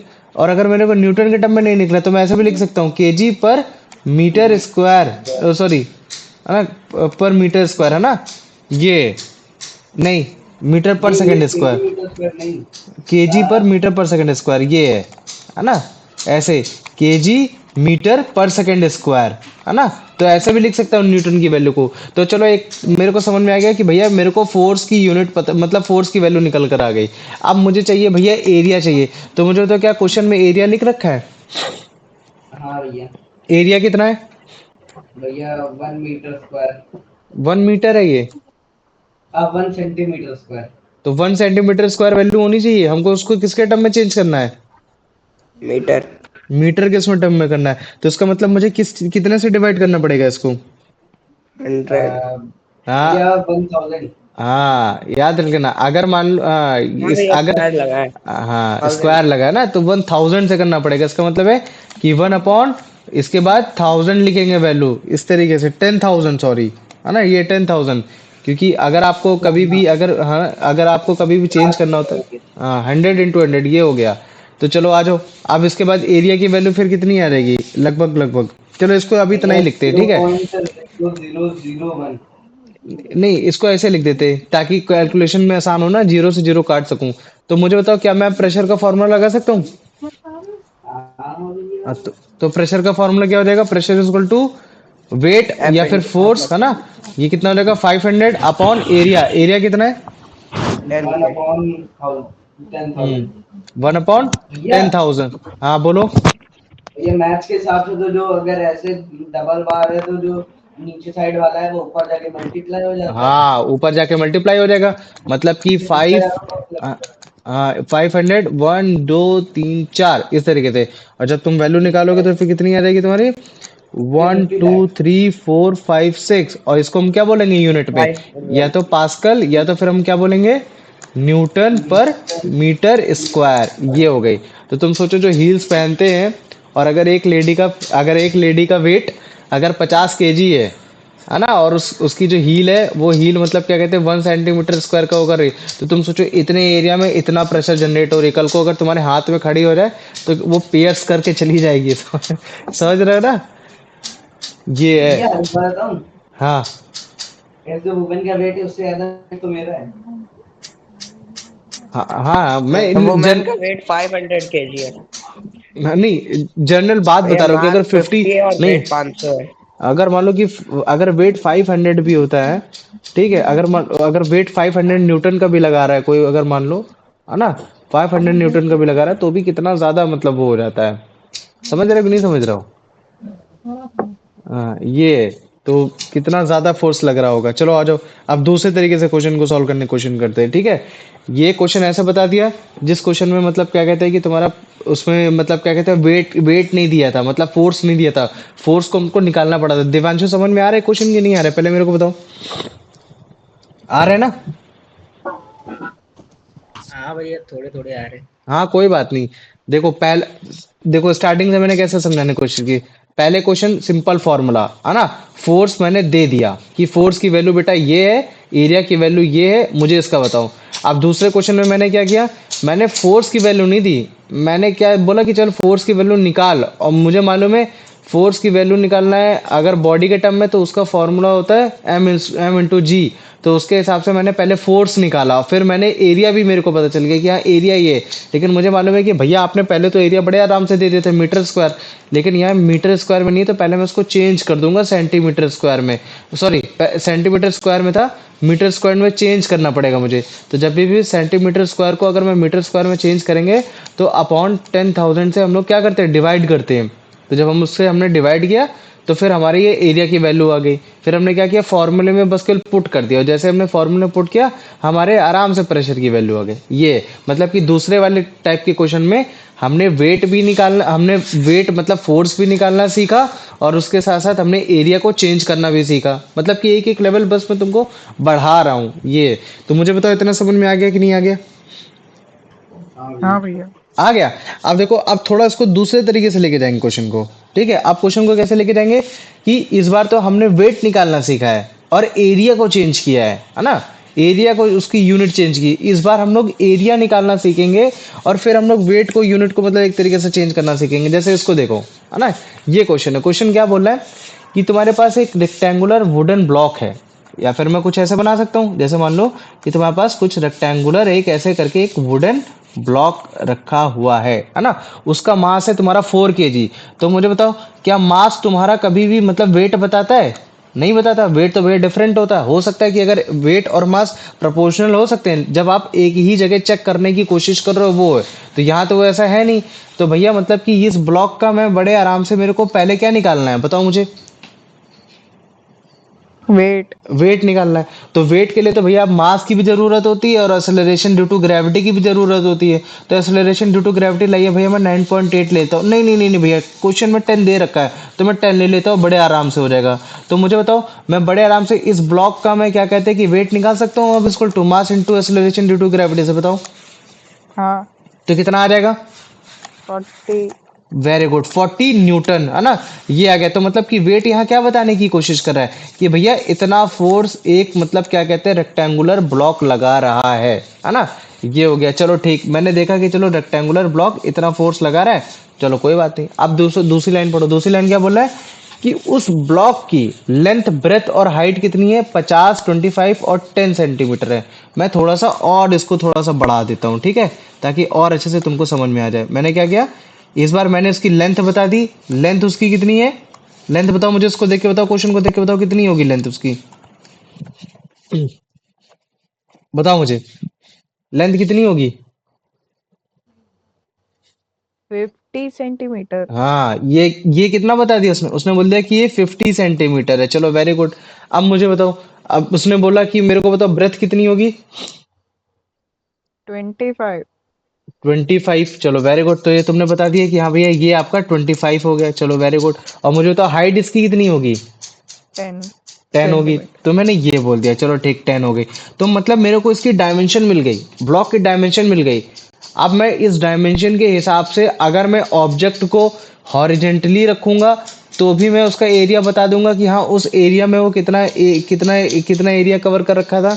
और अगर ये वर्टिकली होगा तो मैं वर्टिकली भी बता दूंगा कि उस बंदे ने मतलब क्या कहते हैं उस ब्लॉक ने कितना एरिया कवर रखा था। उसके हिसाब से मैं ये बता सकता हूँ कि हाँ अगर इतने फोर्स के साथ अगर मैं इतने एरिया में चेक करूंगा तो कितना प्रेशर आ रहा होगा, और अगर इतने फोर्स के साथ अगर वो इतने एरिया में लग रहा होगा तो कितना प्रेशर आ रहा होगा। मैं इसको बड़े आराम से निकाल सकता हूँ। तो मुझे बताओ इतना समझ में आ गया कि नहीं आ गया? हाँ भैया। आ गया ना। चलो वेरी गुड। अच्छा देखो, आप क्वेश्चन नंबर ए देखते हैं। क्वेश्चन नंबर ए लिखा है कि अगर मान लो कि मैं उस वुडन ब्लॉक को कुछ ऐसा रखता हूँ कि जो उसका सरफेस है वो कैसा है, 50 × 25। तो अगर मान लो कोई 50 × 25 बोल रहा है, तो क्या मैं इस एरिया की बात नहीं कर रहा हूँ? इस एरिया की बताओ, मैं इस एरिया की, इस एरिया की बात कर रहा हूँ ना। हेलो, हाँ। हाँ इस भैया। एरिया की बात करो। तो मुझे तो ये एरिया कैसा लग रहा है तुमको? हॉरिजॉन्टल लग रहा है या फिर तुमको कैसा लग रहा है कि तुमको वर्टिकल लग रहा है? बताओ मुझे। हॉरिजॉन्टल। हॉरिजॉन्टल लग रहा है, वेरी हॉरिजॉन्टल। गुड। तो वेरी, अब आ जाओ। अब मैं बोलता हूँ कि क्वेश्चन नंबर बी पढ़ो। क्वेश्चन नंबर अगर बी तुम पढ़ोगे तो क्वेश्चन नंबर बी बोल रहा है कि इस बार मैंने वुडन क्लॉक को कुछ ऐसा रखा कि उसका जो सरफेस एरिया 25 × 10 है। तो मुझे तो 25 × 10 अगर मैं रखूंगा तो क्या तुमको ये कुछ इस तरीके से नहीं लग रहा है? ऐसे हॉरिजॉन्टल लग रहा है या वर्टिकल लग रहा है? तुम बताओ मुझे। वर्टिकल। वर्टिकल लग रहा है। तो अब मैं सिंपल सा अगर मान लो कि मैं तुमसे पूछना चाहूँ, ये जानना चाहूँ कि मुझे बताओ कि इसमें मतलब क्या कहते हैं कि प्रेशर किसका आएगा ज्यादा, किसका आएगा। तो तुम लगभग लगभग देख के बता ही सकते हो कि भैया जो हमेशा मतलब क्या कहते हैं वर्टिकल वाला रीजन होता है उसमें ज्यादा आता है, हॉरिजॉन्टल वाले में कम आता है। तो मैंने कहा नहीं नहीं, मेरे को ऐसे नहीं, मेरे को कैलकुलेट करके ही बता कि हाँ इसमें मतलब ज्यादा लगेगा, इसमें कम लगेगा। मैंने बोला चलो ठीक है भैया, करके ही दिखा देते हैं आपको। एक काम करते हैं, और पहले हॉरिजॉन्टल वाला लेते, हॉरिजॉन्टल वाले का एरिया निकाल लेते। अगर एरिया निकालना है तो आपको मतलब इसको मल्टीप्लाई कराना पड़ेगा। तो हॉरिजॉन्टल वाला एरिया कितना हो जाएगा तुम्हारा? 50 × 25, है ना। 50 × 25 हो जाएगा कि नहीं हो जाएगा? बताओ मुझे। कितना समझ में आ गया? हेलो। हाँ भैया। हाँ, 15 × 25। तो मुझे तो इसकी वैल्यू कितनी आएगी फिर?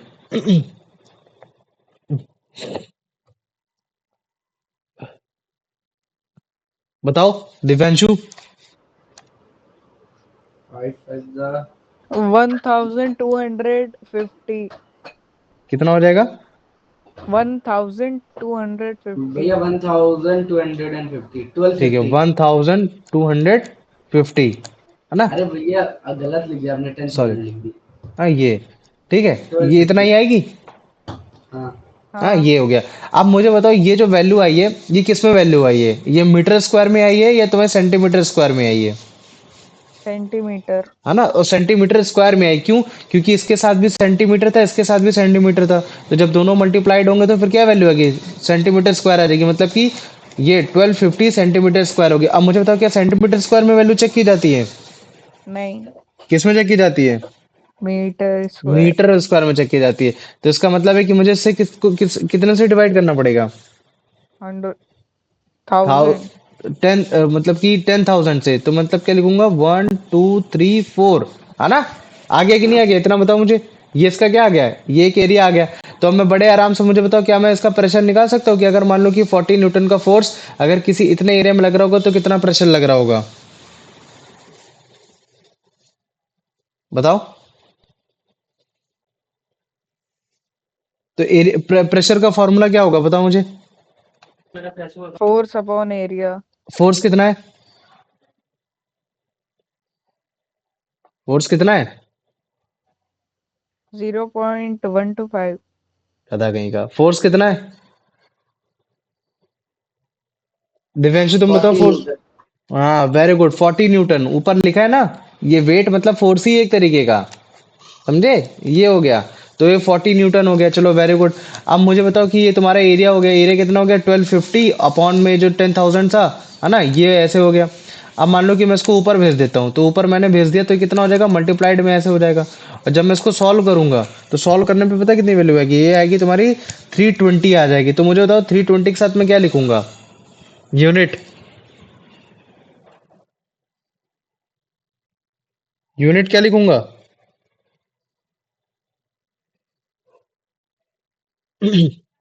यूनिट बताओ। या तो मैं पास्कल लिखूंगा या तो क्या लिखूंगा? Newton meter square. Newton per meter square. तेरा मीटर स्क्वायर हाँ निकाल दूंगा एक बार में भी। ठीक है, न्यूटन पर मीटर स्क्वायर ये हो गया। तुम पहले मुझे बताओ कि तुम लोग को क्वेश्चन समझ में आया कि नहीं आया, क्योंकि मैं जबरदस्ती आगे बढ़ना नहीं चाह रहा हूँ। पहले समझो पहले बात को, है ना? क्वेश्चन में दे रखा है मास, दे रखा है मास से भाई हमको कोई मतलब नहीं है, हमको फोर्स निकालना है। और अगर अगर मास दे रखा है तो फोर्स के टर्म में तभी आएगा जब मेरे को उसके टोटल वेट निकालना पड़ेगा। और वेट के लिए भैया हम एक्सेलरेशन ड्यू टू ग्रेविटी के साथ मल्टीप्लाई कराते हैं तब हमारा वेट आता है। तुमने वेट निकाल दिया कि वेट कितना हो गया? 40, और ये न्यूटन हो गया। क्यों? क्योंकि वेट और भैया फोर्स दोनों बराबर ही होते हैं। ये तो पहले मुझे तो इतना समझ में आ गया कि नहीं आ गया? इतना आ हाँ गया। भैया। अब फिर उसके बाद क्वेश्चन क्वेश्चन ये तुमसे बोला है कि मैंने तुमको ये मतलब उसकी लेंथ ब्रेथ और तुमको हाइट मैंने दे दी। तो मुझे बताओ कि अगर एक बार मैंने वुडन ब्लॉक को कुछ इस तरीके से रखा, 15 to 25 सेंटीमीटर के उसमें रखा, मतलब कि तुम्हारा ये हॉरिजॉन्टल रखा। तो अगर मैं हॉरिजॉन्टल रख रही हूँ तो फिर मतलब क्या कहते हैं कि कितना तुम्हारा उस पर प्रेशर लगेगा। तो मैंने बोला कि चलो ठीक है भैया एरिया निकाल लेते हैं।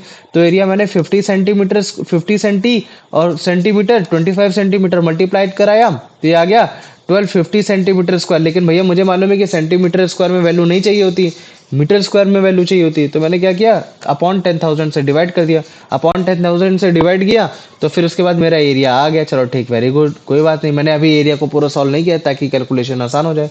फिर भैया हम प्रेशर का फॉर्मूला लगा सकते हैं। प्रेशर का फॉर्मूला के फिर क्या होगा? Pressure is equal to 40 up मतलब कि फोर्स मतलब कि 40 न्यूटन अपॉन एरिया। एरिया कितना हो गया? 1250 अपॉन 10,000। और फिर 10,000 को जब मैं ऊपर लेकर भेजा और मैंने जब क्रॉस कटिंग की तो फिर उसके बाद मेरे पास क्या आ गया? तुम्हारा 320 आ गया। अब मैंने यूनिट में क्या लिखा? प्रेशर की यूनिट या तो पास्कल लिख सकता हूँ या तो फिर मैं न्यूटन पर मीटर स्क्वायर लिख सकता हूँ। दोनों बात बराबर हो गई। तो मुझे बताओ इतना समझ में आ गया कि नहीं आ गया? हेलो, क्वेश्चन समझ में आया? हाँ भैया। चलो वेरी गुड, आ जाओ। अब देखो इसका दूसरा पार्ट है, है ना? अब दूसरे तरीके से सोचना। अब चलो इसको दिखाते हैं, इसी इसी चीज को रफ करते हैं तो ज्यादा अच्छा समझ में आएगा तुम लोग को। ठीक है, अब इसी को रफ कर देते हैं। अब मुझे तो दूसरे वाले क्वेश्चन में इस बार जो एरिया निकालना है, एरिया किधर का निकालना है, हॉरिजॉन्टल का निकालना है या वर्टिकल का निकालना है? बी में बी वाले में वर्टिकल का। वर्टिकल का निकालना है। तो इसका मतलब है कि वर्टिकल के जो जो डायमेंशन दे रखे मेरे को उसको मल्टीप्लाई करना है ना? मल्टीप्लाई करना है। तो मुझे बताओ अगर मैं इसका एरिया निकालूंगा तो फिर क्या लिखूंगा, पहले से 25 सेंटीमीटर इंटू 10 सेंटीमीटर। तो मुझे तो इसकी वैल्यू कितनी आ जाएगी तुम्हारे 250 सेंटीमीटर स्क्वायर। लेकिन मुझे तो क्या, मुझे 250 सेंटीमीटर स्क्वायर में चाहिए, मीटर स्क्वायर में चाहिए? मीटर। अब मीटर स्क्वायर में चाहिए तो इसका मतलब है कि मेरे को उसको किससे डिवाइड करना पड़ेगा, 10,000 से। तो मैंने 10,000 से डिवाइड कर दिया। तो अब भैया मीटर स्क्वायर की में वैल्यू आ गई। मतलब कि अब भैया मेरे पास एरिया भी आ गया और मेरे पास वेट भी आ गया। तो एक काम करते हैं, ये प्रेशर निकाल लेते हैं। तो प्रेशर इक्वल टू क्या हो जाता है, वेट अपॉन एरिया। मतलब कि मैं इसको फोर्स भी लिख सकता हूँ ना, कि या तो वेट अपॉन एरिया या तो फोर्स अपॉन एरिया, क्योंकि बात बराबर ही है। तो मैंने वेट लिखा तुम्हारा 40 और तुम्हारा एरिया मैंने लिख दिया 25, वो 250, और ये अपॉन में जो 10,000 था, ये 10,000 जब ऊपर चला जाएगा तो 10,000 ऐसे आ गया। और जैसे ही हमने वैल्यू निकाली तो हमारी वैल्यू कितनी आ जाएगी, 1600, है ना? तो अगर मान लो कि 1600 वैल्यू आ गई तो मैं यूनिट क्या क्या लिखूंगा, या तो मैं पास्कल पास्कल। लिखूंगा या तो मैं न्यूटन। Meter square. तेरा भी मीटर पर निकाल दूंगा, है ना? Newton per, upon meter square. Upon meter मत बोल, पर बोल। समझ में आ गया, पर बोल ये। तो अच्छा देखो, पहली वाली की जो वैल्यू आई थी वो आई थी तुम्हारी 320 आई थी, और जो दूसरे वैल्यू की आई थी वो तो आई तुम्हारी 1600, है ना? तो तुम मेरे को अगर जैसे मान लो कि एक पास्कल की वैल्यू ऊपर ये आई, एक पास्कल के नीचे वैल्यू ये आई, तो जिस पास्कल की वैल्यू ज्यादा बड़ी होती है मतलब उसमें ज्यादा प्रेशर लग रहा है, और जिस पास्कल में वैल्यू कम, जिस पास्कल की वैल्यू कम आती है उसमें कम प्रेशर लग रहा है ना? तो तुम उसको ऐसे ब्लॉक को भी समझ सकते हो कि अगर मान लो कि पत्थर को या फिर मैंने ब्रिक को अगर मैंने इस तरीके से वर्टिकली रखा तो ज्यादा प्रेशर जनरेट होगा, और अगर मैंने इसको हॉरिजॉन्टल रखा तो कम प्रेशर जनरेट होगा। तो इतना समझ में आ गया कि नहीं आ गया? आ गया?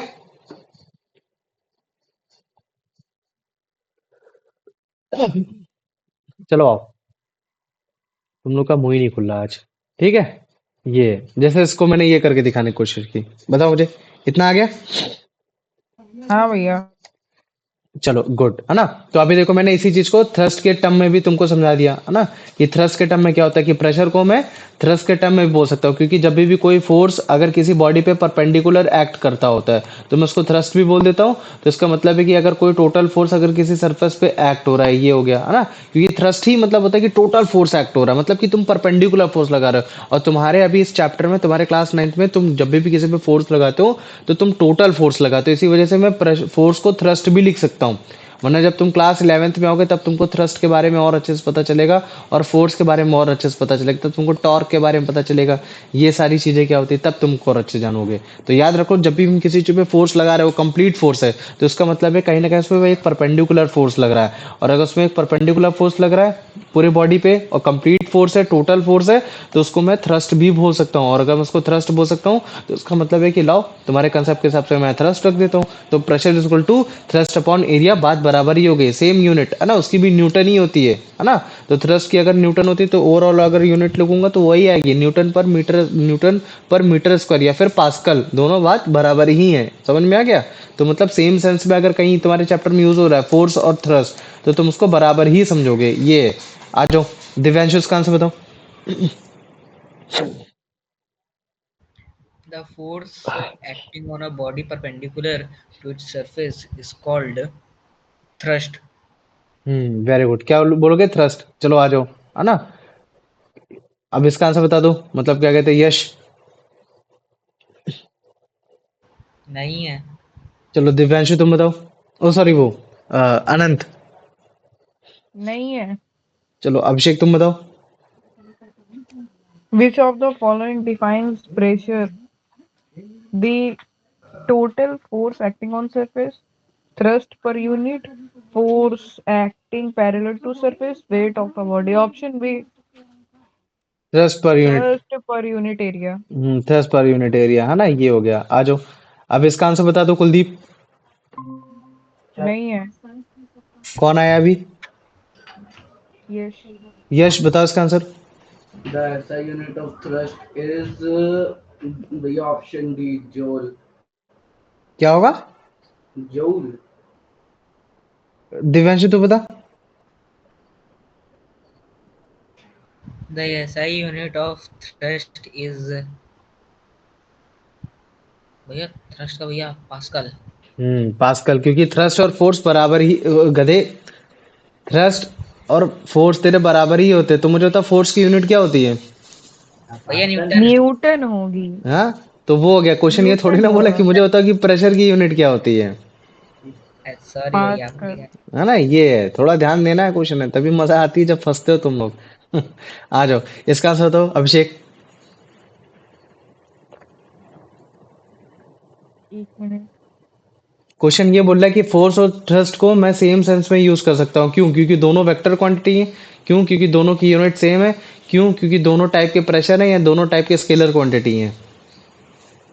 ये स्क्रीन ब्लैक हो गई। एक मिनट रुकिए। तुम लोग का आज इंटरनेट नहीं चल रहा है क्या? भैया अभिषेक लेफ्ट। चलो अच्छा, तुम बताओ यश। भैया ऑप्शन बी। ऑप्शन बी है ना, क्योंकि दोनों की सेम यूनिट है। आप देखो, अब मैं तुम लोग को कुछ एग्जांपल दिखाने वाला हूँ, है ना। डेली ऑब्जर्वेशन वाले एग्जांपल दिखाऊंगा, बहुत सारे एग्जांपल दिखाऊंगा। तुमको खुद समझ में आ जाएगा कि भैया क्या बताने की कोशिश कर रहे थे। अच्छा, जैसे मान लो कि मैं बोलता हूँ कि एक कीली है, ठीक है। इस कीली को मैं ऐसे रख देता हूँ, ठीक। ये कीली ऐसे है, और मैं बोलता हूँ कि चलो ठीक है, तुम्हारा यहाँ इसमें पैर आ रहा है। क्या आ रहा है? इसमें तुम्हारा पैर आ रहा है। तो मुझे बताओ कि इस समय फोर्स कौन लगा रहा है? तुम्हारा मतलब क्या कहते हैं कि पैर लगा रहा है या कीली लगा रही है? पैर। भैया दोनों पैर फोर्स लगा रहा लगा है। रही। पैर लगा रहा है, वेरी गुड। अब मैं बोल रहा हूँ कि जिस एरिया पे तुम्हारा फोर्स लग रहा है, वो तुम्हारा मतलब क्या कहते हैं, पैर का चेक किया जा रहा है या कीली का चेक किया जा रहा है? कीले का। ये कीली का। कीली का चेक कराया जा रहा है, ठीक है। तो इसका मतलब है कि ये छोटे से एरिया पे लगा रही है, तो मतलब अगर छोटे से एरिया पे लगा रही है तो प्रेशर ज्यादा हो जाएगा या प्रेशर कम हो जाएगा? भैया ज्यादा हो जाएगा। ज्यादा। ज्यादा हो जाएगा। तो इस केस में क्या हो सकता है, जो ह्यूमन का लेग है वो हर्ट हो जाएगा या मतलब बच जाएगा? भैया हर्ट हो हर्ट। जाएगा। हर्ट हो जाएगा ना, क्यों? क्योंकि भैया प्रेशर ज्यादा हो जाएगा, तो ये कीली हो सकता है कि अंदर घुस जाए। चलो ठीक, वेरी गुड। अब मैंने बोला इस तरीके से तुम्हारी काफी ज्यादा मतलब कीलियां हैं, मतलब मान लो कि मैंने 100-150 कीले इस तरह से लगा दी कि मतलब जिनके जितने भी छोटे छोटे जो भी एरिया था वो कवर हो गए। तो मुझे बताओ इस बार फोर्स जो लगा रहा है, पैर जो फोर्स लगा रहा है, और जो प्रेशर मतलब ये कीलियां लगाना चाह रही थी, उन कीलियों के प्रेशर में मतलब क्या कहते हैं, एरिया ज्यादा बड़ा हो गया। तो अब मुझे तो क्या प्रेशर उतना ही रहेगा, पहले जैसा रहेगा, या प्रेशर कम हो जाएगा? कम हो भैया जाएगा। और थोड़ा मान लो कि अगर प्रेशर कम हो जाएगा, तब उस केस में ह्यूमन को हर्ट करेगा या नहीं करेगा, बताओ। भैया नहीं। कम हर्ट कर सकता है, क्योंकि अगर मतलब कि उसके लिए हम्म। बहुत सारी कीलियां चाहिए होंगी। ये है ना। अगर तो अभी ये तीन देखो। चार कीलियां हैं तो फिर तो लग ही जाएगा। इसीलिए अगर मान लो कि किसी इंसान को अगर आप लिटा देते हो बेड ऑफ नेल पे, है ना, तो मतलब कि उसका आप एरिया बढ़ा देते हो एक तरीके से, या फिर आप कीलियां बढ़ा देते हो एक तरीके से। तो आप नहीं, कीलियां बढ़ानी ही पड़ेंगी, है ना। लार्ज नंबर उसमें केस में अगर आप पर्सन को लिटा देते हो तो भी बड़े आराम से उसको कोई दिक्कत नहीं होगी। जैसे ये देखो, ये आराम से बैठा हुआ है, इसको कोई दिक्कत नहीं। लेकिन अगर सोचो अगर एक कीली होती तो इसके साथ क्या होता फिर, है ना। तो इस तरह से बैठ भी नहीं पाता। जैसे ये अभी आराम से बैठा भी हुआ है ना, ऐसे बैठ भी नहीं पाता अगर एक कीली होती। लेकिन काफी ज्यादा कीली थी तो प्रेशर रिड्यूस हो गया। क्यों? क्योंकि इन दोनों के बीच में जो कांटेक्ट फोर्स का जो एरिया था वो रिड्यूस हो गया। तो ये बड़े आराम से लेट सकता है, इसको कोई भी दिक्कत नहीं होगी, कोई भी पियर्सिंग नहीं होगी, कोई भी परेशानी नहीं होगी, है ना। ये तो इस तरीके से तुम बड़े आराम से, क्यों? क्योंकि नील ने बैलेंस को, बड़े सरफेस एरिया को बैलेंस कर दिया, ये चीज है। तभी देखो तुम बड़े आराम से इसको ऐसे खड़े हो सकते हो अगर ज्यादा कीली है। क्यों? क्योंकि प्रेशर जनरेट अब थोड़ा सा कम होगा। लेकिन अगर मान लेते कि अगर एक कीली होती तो ना तो तुम इस तरह से बैठ पाते, ना तो तुम इस तरह से खड़े हो पाते। क्यों? क्योंकि प्रेशर उस जगह बढ़ जाता। तो मुझे बताओ इतना समझ में आ गया कि नहीं आ गया? हाँ भैया। आ गया, चलो ठीक। अब देखो हम लोग अपने डेली लाइफ में बैग का इस्तेमाल करते हैं, बैग का इस्तेमाल करते हैं कि नहीं करते, बताओ मुझे, हाँ। भैया उसके है ना। शोल्डर में जो वो होता है। है ना। अब देखो अलग हाँ अलग जी। टाइप से अलग अलग बैग की रिक्वायरमेंट होती है ना। जैसे मैंने बोला कि तुम्हें घर के पास जाना है, ठीक है, तो तुम कॉस्ट कटिंग करना चाहोगे। कॉस्ट कटिंग कैसे करना चाहोगे? क्योंकि जैसे मान लो कि तुमने एक बैग बनाया, है ना, एक बैग वो बनाया जिसमें मतलब क्या कहते हैं कि तुमने मतलब जो बद्धी थी वो थोड़ी सी मोटी रखी। बद्धी मोटी क्यों रखी? वो इसी वजह से बद्धी मोटी रखी, क्यों? क्योंकि जो तुम्हारे शोल्डर पे जो प्रेशर जनरेट हो वो कम जनरेट हो, क्योंकि वो ज्यादा एरिया कवर कर पाए, है ना। क्योंकि अगर मान लो कि ये बद्धी अगर छोटी हो जाती है, अगर एक बैग और एक ऐसे बना लेता, ठीक है, मान लो कि एक बैग और ऐसे हो गया, है ना, ये बैग हो गया, और इसकी जो मतलब कि जो ये है, ये जो मतलब बद्धी है ये इतनी ही हो रखी है, छोटी सी हो रखी है, तो ऑब्वियस ही बात है कि ये जहाँ टच में है, मतलब कि तुम्हारे शोल्डर के टच में है, तो ये वहां ज्यादा फोर्स लगाएगी और वहां मतलब कि ज्यादा प्रेशर लगेगी। जब ज्यादा प्रेशर लगेगी तो हमें ज्यादा दर्द होगा। और अगर मान लो कि हमारी अगर बद्धी मोटी है तो हमें मतलब कि शोल्डर पे वो जो फोर्स है वो तुम्हारा मतलब ज्यादा एरिया पे लग रहा है, तो अब वहां प्रेशर कम हो गया। तो अगर वहां प्रेशर कम हो गया तो इसका मतलब है कि वो ज्यादा हमारे लिए पेनफुल नहीं होगा। तो ये बैग्स की रिक्वायरमेंट होती है। अगर जैसे मान लो कि आप काफी देर तक बैग रखते हो अपने साथ, तो आप अपने साथ ऐसा बैग रखना चाहोगे जो आपको एक कम मतलब प्रेशर लगा रहा हो, कि ताकि आपको कुछ परेशानी ना हो, है ना। और अगर मान लो कि अगर आपको कोई छोटा मोटा काम करना है, आसपास लेके जाना है, तो फिर आप कम मतलब क्या कहते हैं छोटी बद्दी हो जाएगी तो भी काम चल जाता है ये। तो अगर जैसे मान लो कि एग्जांपल पे तुम हाइकिंग में जाते हो, हाइक करने मतलब कि तुम एडवेंचरस एक्टिविटी में जाते हो, तो तुमने देखा होगा कि जो तुम्हारे रैकसैक बैग होते हैं, रैकसैक बैग में ज्यादातर बद्दियां मोटी ही होती हैं। क्यों होती हैं? कि ताकि तुमको कोई परेशानी ना हो, तुम्हारे शोल्डर में पेन ना हो, ये सारी चीजें ना हो। तो ये देखो, है ना, जैसे इसको देखो तुम, ये जो है, ये जो बैग है ये तुम्हारा ज्यादा प्रेशर क्रिएट करेगा। क्यों प्रेशर क्रिएट करेगा? क्योंकि जो इसका सरफेस एरिया, जो तुम्हारे शोल्डर से जो तुम्हारा सरफेस एरिया है वो थोड़ा सा रिड्यूस है, कम है। तो अगर मान लो कि जो तुम्हारा कोई बैग है ना, वो उसका जो मतलब क्या कहते हैं जो वेट है, अगर वो कम एरिया पे लग रहा है, लेस एरिया पे लग रहा है, तो वो कंफर्टेबल नहीं होगा। कंफर्टेबल नहीं होगा तो फिर वो हमको पेन करेगा। मतलब क्यों? इसमें एक तरीके से क्या है कि एक तरीके से उसमें ज्यादा प्रेशर जनरेट होगा। लेकिन अगर मान लो कि इस तरीके से अगर कोई रैकसैक बैग है, तो रैकसैक बैग में इतनी मोटी मोटी बद्दियां हो रखी हैं, है ना, तो जिसकी वजह से जो तुम्हारे शोल्डर पे जो पेन आएगा, जो प्रेशर आएगा, वो तुम्हारा रिड्यूस हो जाएगा, है ना। तो बताओ मुझे समझ में आ गया कि नहीं आ गया कि क्यों एक स्कूल बैग में वाइड स्ट्रैप्स होती हैं? कि ताकि आपका जो वेट ऑफ बैग है जो लार्ज एरिया में पड़े, जिसकी वजह से जो चिल्ड्रन का जो शोल्डर है उसमें लेस प्रेशर क्रिएट हो, जिसकी वजह से उसको कंफर्टेबल कैरी कर पाए। लेकिन अगर मान लो कि आपका स्कूल बैग में जो स्ट्रेप्स हैं वो थिन हो जाएंगी, तो जो वेट होगा वो स्मॉल एरिया पे शोल्डर पे पड़ेगा, जिसकी वजह से जो प्रेशर क्रिएट होगा शोल्डर पे वो ज्यादा होगा, और कुछ देर के बाद फिर वही बैग आपको पेनफुल क्रिएशन करने की कोशिश करेगा। तो मुझे बताओ इतना समझ में आ गया कि नहीं आ गया? आ गया? हेलो? हाँ भैया। आ गया? चलो वेरी गुड। कितने हैं क्लास में? ठीक है, आ जाओ। अब मैं ये कह रहा हूँ कि चलो ठीक है, अभी तक जो हमने केस लिया उस केस में हमने ये लिया कि हमने सरफेस एरिया को बढ़ा के अपने पेन को रिड्यूस किया, अपने हिसाब से किया, मतलब कि हमने अपने हेल्प से किया। भैया अब एक सरफेस एरिया को घटा के अपने इस्तेमाल से करते हैं। तो हमने वो वाला चाकू वाला एग्जांपल लिया था ना, कि अगर मान लो कि मेरे पास एक चाकू है ना, एक शार्प नाइफ जो होगा वो ज्यादा बेटर कट करता है तुम्हारे एक ब्लंट नाइफ से, मतलब कि जिसमें धार नहीं होती उसको ब्लंट नाइफ बोलते हैं। तो ऐसा क्यों है? क्योंकि जब भी हम चाकू को देखेंगे तो चाकू ये जो धार से एकदम अच्छे से काट पा रहा है ना, वो इसी वजह से काट पा रहा है। क्यों काट पा रहा है? क्योंकि जो उसका लास्ट वाला जो एरिया है, वो लास्ट वाला एरिया कैसा है, बहुत छोटा हो रखा है, बहुत पतला हो रखा है। तो जब भी आप शार्प नाइफ ऑब्जेक्ट को देखोगे, है ना, वो बेटर कट इसी वजह से करता है क्योंकि उसका जो लास्ट का जो एरिया होता है वो काफी थिन होता है। और जब भी हमारा फोर्स उस एरिया पे अगर मान लो कि अगर पड़ेगा, तो वो बड़े आराम से मतलब क्या कहते हैं लार्ज प्रेशर के साथ काट देगा। क्यों?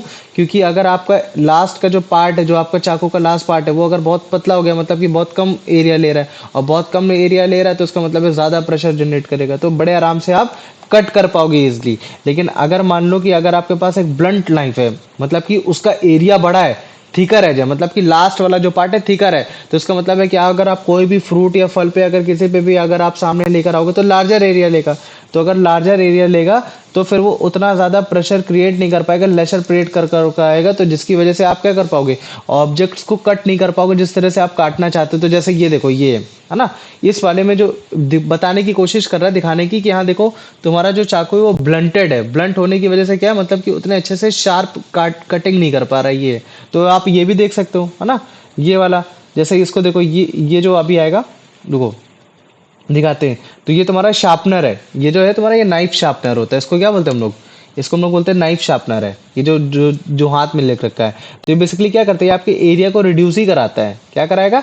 ये आपके एरिया को रिड्यूस करा देगा कि हाँ चलो ठीक है, जो आप एरिया पहले लगा रहे थे, जैसे ये देखो अभी इसका क्या है, एरिया ज्यादा हो रखा है, तो अब मैं क्या करूंगा, इसके जो लास्ट एज वाला पार्ट है उसका एरिया को रिड्यूस कर दूंगा। तो जैसे मैंने एरिया को रिड्यूस किया, वैसे उसका क्या हो गया, प्रेशर ज्यादा हो गया, है ना। तो जैसे अभी देखो ज्यादा है, फिर उसके बाद एरिया को मैंने रिड्यूस किया, शार्प कर करके एच को रिड्यूस किया, मतलब कि अब तुम्हारा एरिया कम लगेगा।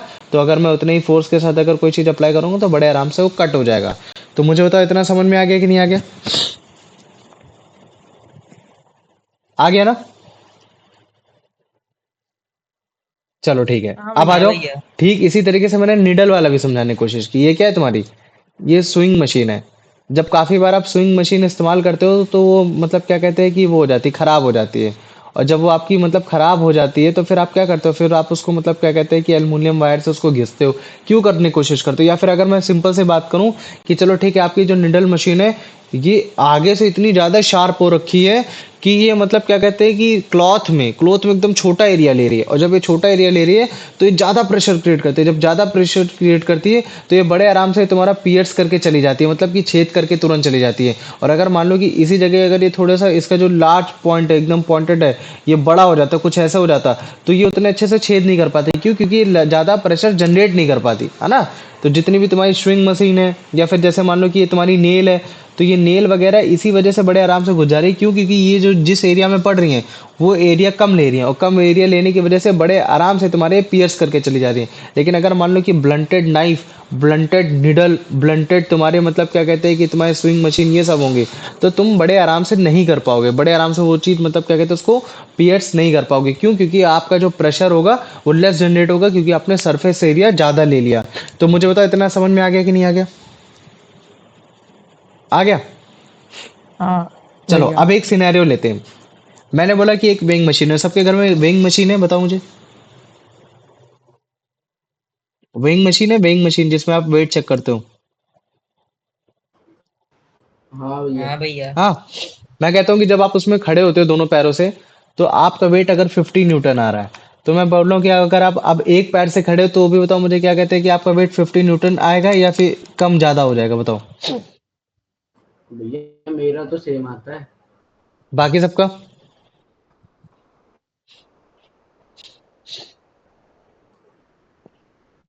बताओ बताओ। मान लो कि अगर तुम वेइंग मशीन में खड़े हो, दोनों पैरों से खड़े हो, तो तुम्हारा वेट 50 न्यूटन आ रहा है। और मैं बोल रहा हूँ कि इस बार जब तुम खड़े हो तो तुम्हारा वेट क्या होगा, 50 न्यूटन से ज्यादा आएगा या 50 न्यूटन से कम आएगा? ज्यादा ही आएगा। तुम बताओ मेरे को। यश, नहीं। कुलदीप, वो मतलब क्या कहते हैं कि दिव्यांशु। क्या भैया? मैंने बोला एक वेइंग मशीन है, उस पर तू खड़ा है जब, तब तेरा 50 न्यूटन वेट आ रहा है, ठीक है। और मैंने बोल दिया कि हाँ, अब तूने एक पैर उठा लिया उससे, तब तेरा कितना वेट आएगा? तब भी भैया उतना ही आएगा। हाँ वेरी गुड, है ना, तब भी उतना ही आएगा, है ना। ऐसा नहीं है कि बदल जाएगा, है ना। लेकिन प्रेशर मुझे बताओ, क्या प्रेशर ऊपर नीचे हो सकता है? जब आप खड़े थे, दोनों पैरों से खड़े थे, तब आपका प्रेशर प्रेशर बढ़ मतलब कि जाएगा। 50 मतलब, हाँ। प्रेशर बढ़ जाएगा। है ना, याद रखो। एरिया कम हो जब हम जाएगा ना। जब हम चलते हैं ना, जब हम वॉक करते हैं, तब हमारा प्रेशर ज्यादा लगता है। क्यों लगता है? क्योंकि जब भी हम चलते हैं तब हमारा केवल एक ही फुट होता है जमीन में, एक फुट कैसा होता है, ऊपर की ओर होता है। तो जब एक अब मेरा पूरा वेट, जैसे मान लो कि मैं बोलता हूँ कि मेरा 50 kg, या मान लो कि 50 न्यूटन का जो फोर्स है वो तुम्हारे अब एक पैर इतना ही सरफेस एरिया संभाल रहा है। जब इतना सरफेस एरिया संभाल रहा है तो मतलब मैं ज्यादा प्रेशर दे रहा हूँ। और जब मैं ज्यादा प्रेशर दे रहा हूँ तो क्यों दे रहा हूँ? क्योंकि अब मैंने इतना ही एरिया लिया। लेकिन अगर मान लो कि अब एक कंडीशन मैंने ऐसे ले ली कि जिसमें मतलब क्या कहते हैं तुम खड़े हुए हो। अब अगर तुम खड़े हुए तो इसका मतलब क्या चीज है कि अब तुम्हारे दोनों एरिया मतलब दोनों दोनों दोनों ही एरिया अब तुम्हारे मतलब क्या कर रहे हैं, एरिया प्लस हो जा रहे हैं आपस में एक दूसरे से। मतलब कि अभी तक तो मैं केवल एक पैर का चेक करता था, लेकिन अगर मान लो कि मैंने ऐसे दिखा दिया कि हाँ यार, तुम्हारा जो मतलब दूसरा बंदा है वो भी उस तरह से खड़ा हुआ है ना, एकदम खड़ा हुआ है। जब वो खड़ा हुआ है तो उसका पैर का भी सरफेस, इसका पैर का भी सरफेस, और वेट तो उतना ही लग रहा है। तो मतलब कि अब उन्होंने एरिया बढ़ा दिया। जब उन्होंने एरिया बढ़ा दिया तो मतलब अब प्रेशर उतना नहीं लगेगा। तभी तुमने देखा होगा कि जब तुम चलते रहते हो तो एक टाइम के बाद तुम थक जाते हो। क्यों? क्योंकि बॉडी प्रेशर लगा रही होती है। और फिर जैसे आप रुकते हो आपको रिलैक्स फील होता है। क्यों फील होता है? क्योंकि अब आपने प्रेशर थोड़ा सा कम लगाया। जब प्रेशर तुमने डिस्ट्रीब्यूट कर दिया तो अब तुम्हारे पैर में पेन उतना ज्यादा नहीं होगा। तो उस चीज को याद रखना, जब दोनों पैर से खड़े रहोगे तो प्रेशर कम जनरेट करोगे, और जब तुम एक पैर से खड़े रहोगे तो तुमको प्रेशर ज्यादा लगा रहे होगे जमीन में, है ना। तो मुझे तो इतना समझ में आ गया कि नहीं आ गया? हाँ भैया। आ गया। तो ये देखो, कभी भी तुम देख लेना, है ना। तो ये जैसे अभी अभी जैसे इस केस में किस पैर में मतलब ज्यादा प्रेशर लग, कौन ज्यादा प्रेशर लगा रहा होगा, ए वाला या फिर बी वाला, बताओ मुझे देख के। बी। बी वाला ना, क्यों? क्योंकि वही वही पूरा वेट संभाल रहा है, वही मतलब क्या कहते हैं, उसी के पास पूरा वेट है। वेट तो ए के पास है ही नहीं है, वेट किसके पास आ गया, बी के पास। और जब वेट बी के पास ज्यादातर आ गया, तो फिर मतलब प्रेशर अब ये कर रहा है, क्योंकि अब ये अपना एरिया के साथ ऐसे चेक करने की कोशिश कर रहा है ना। लेकिन अगर जैसे मान लो कि जस्ट उसका आगे कर देते तो उसका पैर आगे हो जाता, तो फिर ये देखो जैसे, है ना।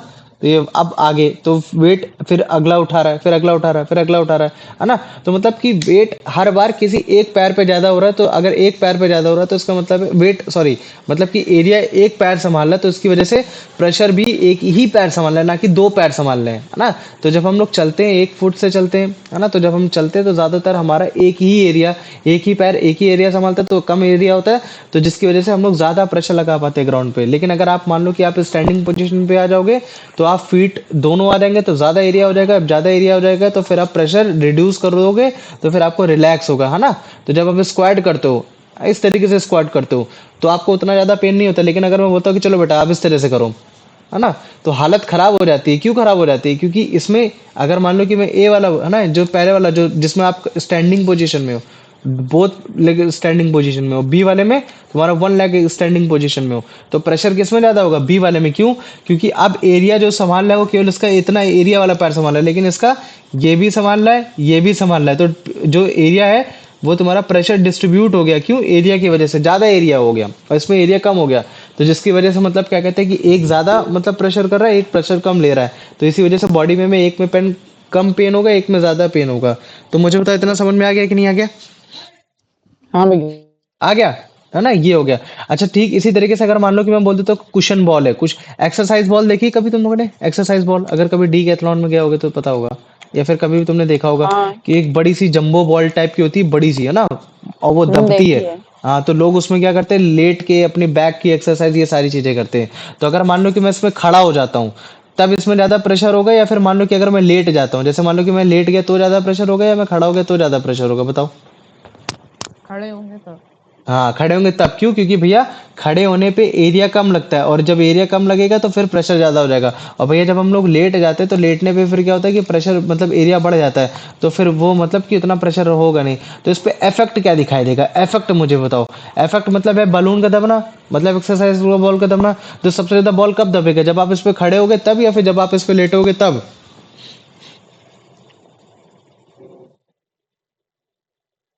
बताओ। खड़े होंगे। जब खड़े होंगे, वेरी गुड, है ना। ये हो गया। आ जाओ, बाकी सबको कंसेप्ट समझ में आ रहा है कि नहीं आ रहा है? पहले मेरे को इतना बताओ बस। हाँ। ये तो ये देखो, जब ये कुशन बॉल पे खड़ा हो रहा है, तो ये बॉल ज्यादा दब रही है। क्यों दब रही है?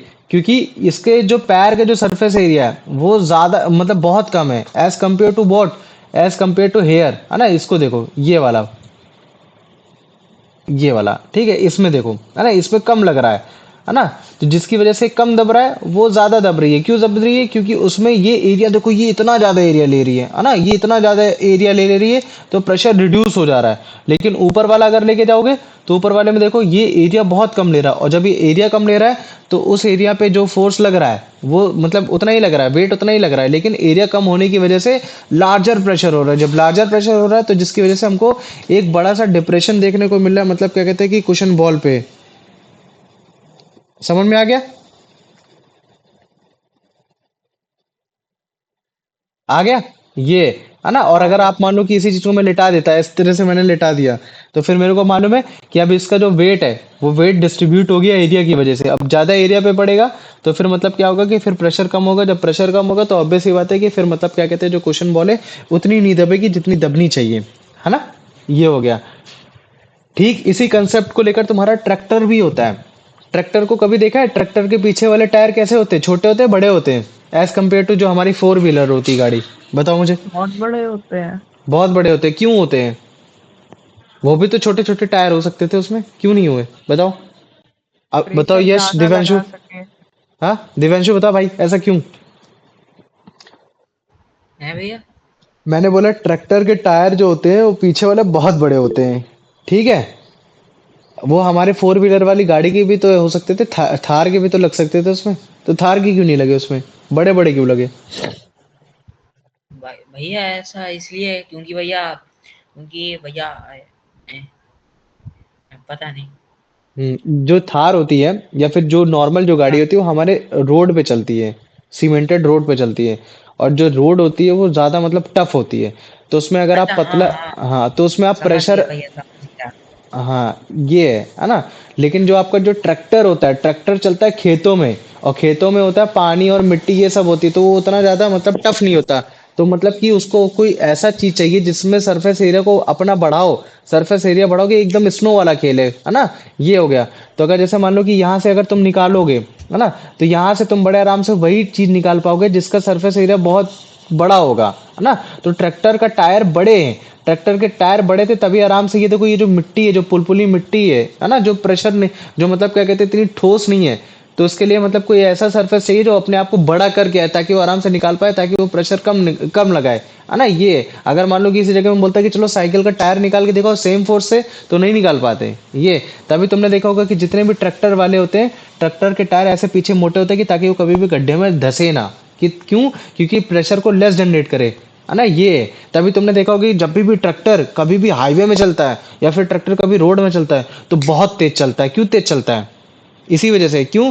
क्योंकि उसका जो प्रेशर है वो कम जनरेट हो रहा है। एक तो जमीन भी बड़ी स्ट्रांग हो रखी है, तो उसको तो भाई एकदम मतलब प्रेशर कम मिल रहा है, तो फिर इसकी वजह से मतलब क्या कहते हैं दंदना के भाग रहा है ये। तभी तुमने देखा होगा भाई ट्रैक्टर वाले बड़ा तेज चलाते हैं, वो तेज चलाते भी हैं और ऊपर से मतलब क्या कहते हैं कि कहीं ना कहीं उनका ये मतलब जो फंडामेंटल है ये भी लग रहा होता है। लेकिन अगर आप इसी जगह मतलब क्या कहते हैं इसको ग्राउंड में लेकर आ जाओगे, मिट्टी के खेत में लेकर आ जाओगे, तब भी अपने आप को ये कंफर्टेबली चला लेता है। क्यों चला लेता है?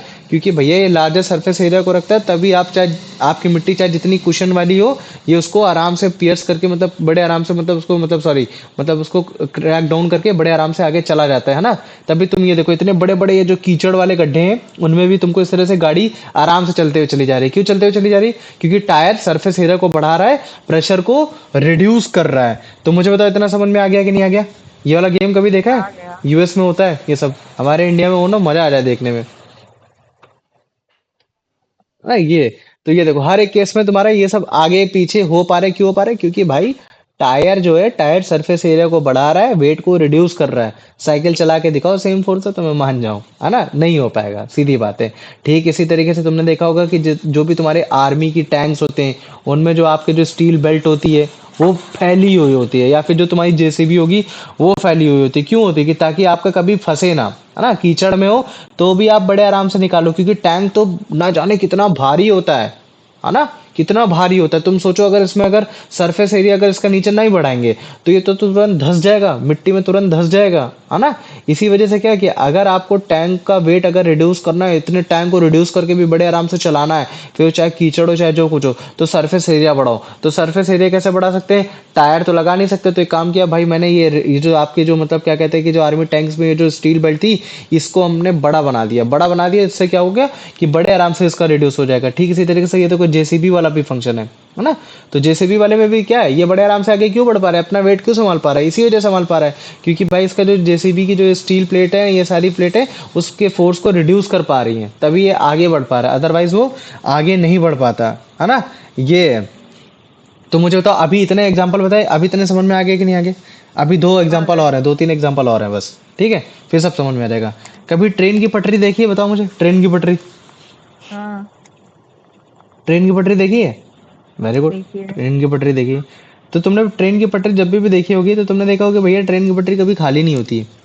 उसके नीचे, ट्रेन की पटरी के नीचे हमेशा मतलब क्या कहते हैं इस तरीके से एक वुडन ब्लॉक लगा रहेगा, या तो एक सीमेंटेड ब्लॉक लगा रहता है। देखा कभी? क्यों दिव्यांशु, देखा तूने? हाँ भैया। देखा है ना। तो समझ सकता है हाँ किस लिए होता होगा। भैया, ये प्रेशर अब्जॉर्ब करने के लिए। हाँ, प्रेशर एब्जॉर्ब करने के लिए, या फिर तो क्या बोल सकते हैं प्रेशर को रिड्यूस करने के लिए। क्योंकि भैया अगर ट्रेन केवल इस मतलब क्या कहते हैं इसमें लोहे वाले उसमें चलेगी तो भैया इसका एरिया बड़ा कम है, और अगर इसका एरिया कम है तो ये जमीन में धंस जाएगा। इसी वजह से इसका एरिया को बढ़ाने के लिए हम क्या करते हैं भैया, इसके नीचे साइड वो लगा देते हैं, मतलब कि वुडन ब्लॉक लगा देते हैं या फिर मान लो कंक्रीट ब्लॉक लगा देते हैं, जिसकी वजह से जो आपका प्रेशर होता है वो रिड्यूस हो जाता है ट्रेन का। तो हमारी बड़े आराम से मतलब क्या कहते हैं ट्रेन सर्वाइव करके आगे चली जाती है। जैसे ये है ना, इसको देखो, ये क्या है, ट्रेन जा रही है और बड़े आराम से मतलब निकल जा रही है, वो नहीं हो रही, कोई दिक्कत नहीं है। मैं कह रहा हूँ कि चलो ठीक है, कोई बात नहीं, है ना, कोई दिक्कत नहीं। एक काम करो कि तुम ब्लॉक हटा दो, फिर उसके बाद ट्रेन को पास करो, ट्रेन पास कर जाएगी। लेकिन कुछ दिनों के बाद फिर क्या होगा कि कुछ ऐसा समय आएगा कि जिसके बाद फिर मतलब क्या कहते हैं कि ये जो तुम्हारा ये जो स्टील ये जो गई है ना, ये जो रेल लाइन गई है, ये तुम्हारे धंस जाएगी। ये कुछ एकदम वैसा ही एग्जांपल है जो तुम्हारा स्नो शूज वाला है। अगर स्नो शूज का नीचे का एरिया बढ़ाने की वजह से प्रेशर रिड्यूस हो गया, अगर स्नो शूज हटा दूंगा तो ये प्रेशर बढ़ जाएगा। ये हो गया है ना, प्रेशर बढ़ जाएगा, जिसकी वजह से इंसान अच्छे से चल ही नहीं पाएगा, वो कर ही नहीं पाएगा, है ना। और अगर मैं डेली लाइफ के एग्जांपल पे लेता हूँ, है ना, डेली लाइफ के एग्जांपल पे घर पे लेता हूँ, तो जैसे घर का बीम हो गया। बीम भी क्या करता है, जो अगर जैसे तुमने कभी भी देखा है इस तरह से कंक्रीट अपने घर के नीचे कभी लगते हुए देखिए, जब घर से बनने से पहले पहले।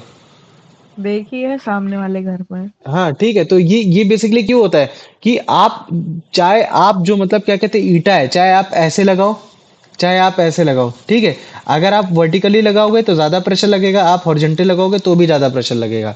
लेकिन अगर आप मान लो कि हॉरिजॉन्टल लगा रहे हो, तो आपने क्या किया कि आपको समझ में आ गया कि चलो ठीक है भैया, आपका जो एरिया है वो आपका ज्यादा मिल रहा है, तो आपको प्रेशर कम होगा। एक काम करते हैं, इसके नीचे भी एक और बड़ा एरिया बढ़ा देते हैं। तो जब मैं और बड़ा एरिया बढ़ा दूंगा तब भी और ज्यादा प्रेशर रिड्यूस हो जाएगा। तो मेरा फायदा यही हुआ, मैंने नीचे बीम में, अब मान लो, क्योंकि इतनी जितना जितना मोटा ये है, जैसे मान लो कि है ना, इसको अभी खत्म करते हैं, जितना, क्योंकि इसी के ऊपर मान लो कि ईंटें रखे जाएंगे, ऑब्वियस सी बात है। तो मुझे बताओ ईंटों का जो साइज होगा वो इतना होता है या फिर मतलब इतना बड़ा होता है? हाँ, कितना बड़ा होता है, ये ए वाला होगा या छोटा। बी वाला होता है? बी। बी वाला होता है। तो इसका मतलब है कि देखो, अगर बी वाला अगर चेक करते तो ए के कंपैरिजन में कम कम एरिया ले रहा है, कम एरिया ले रहा है, ज्यादा प्रेशर लगाता है ना। तो इसी वजह से हमने क्या किया, एक नीचे बीम ही डाल दी, मतलब कि वो पूरा सह ले, पूरा मतलब क्या कहते हैं वेट वो पूरा सह ले। और फिर उसके बाद मतलब क्या कहते हैं बी वाला मतलब क्या कहते हैं कि उस पर आए, तो मतलब ज्यादा प्रेशर ना लगाए, तो हमारा ओवरऑल जो घर रहे वो सेफ रहे। तभी तुमने देखा होगा इस तरीके से तुम्हारा मतलब ये घर ऐसे बनाते हैं, फिर इसके ऊपर फिर मतलब क्या कहते हैं ईंटे पे ईंटे, ईंटे पे ईंटे लगाते हैं, कि ताकि तुम्हारा प्रेशर रिड्यूस हो पाए। तुम्हारा ये जो पिलर्स भी होता है, पिलर्स भी तुम्हारा प्रेशर रिड्यूस करने के लिए होता है, कि तो जो तुम्हारा घर है वो धसे ना, है ना, ये है। हम्म। तो अगर आप नाइफ हो गया, एक्सेस हो गया, नेल्स हो गया, मतलब कुल्हाड़ी, है ना, ये सब चीज हो गई, तो आप उसमें एरिया को डिक्रीज करते हो, क्योंकि आपको उसके हिसाब से काम चाहिए। एरिया को डिक्रीज करोगे तभी आपकी नाइफ चलेगी, एरिया को डिक्रीज करोगे तभी आपकी कुल्हाड़ी चलेगी, एरिया को रिड्यूस करोगे तभी आपकी कीली ठुकेगी। वरना अगर आप एरिया को बढ़ा दोगे तो फिर ये सब नहीं होने वाला। क्यों? क्योंकि एरिया को घटाने से प्रेशर बढ़ता है। और प्रेशर हमको कहाँ बढ़ाना होता है? नाइफ में बढ़ाना होता है, एक्स में बढ़ाना होता है, नेल्स में बढ़ाना होता है, इन सब में बढ़ाना होता है। लेकिन जहाँ प्रेशर को हमको घटाना होता है वहां हमको एरिया बढ़ाना होता है। जैसे हम लोग फाउंडेशन ऑफ बिल्डिंग्स में करने की कोशिश करते हैं, ट्रैक्टर के टायर्स में करने की कोशिश करते हैं, स्टील मतलब टैंक्स के टायर में करने की कोशिश करते हैं, स्नो में मतलब क्या करते हैं करने की कोशिश करते हैं, तुम्हारे रेलवे लाइन में करने की कोशिश करते हैं, ठीक है। ये सारी चीजें हो गई, है ना, तुम्हारे बैग्स में करने की कोशिश करते हैं, है ना। तो ये डेली लाइफ के एग्जांपल हो गए, जहां जहां आपने प्रेशर को बढ़ा के अपने लिए इस्तेमाल किया, जहां जहां प्रेशर को घटा के आपने अपने लिए इस्तेमाल किया। चलो आ जाओ, दिव्यांशु इसका आंसर बताओ। Why are the straps on school bags made wide? Hmm. To increase the surface area and reduce the pressure on the shoulder. Very good, fantastic. आ जाओ, अब इसका आंसर बता दो Abhishek. A person can lie on a bed of very large number of nails without getting hurt because option C, the large number of nail increases the surface area, thus reducing the pressure. Very good, आ जाओ, अब इसका answer बताओ, बता The Divyanshu. principle behind both the wide straps of a school bag and the bed of nails is that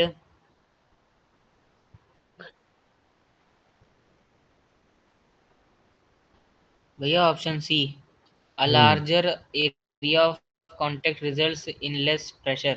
very good, आ जाओ, अब इसका आंसर बताओ।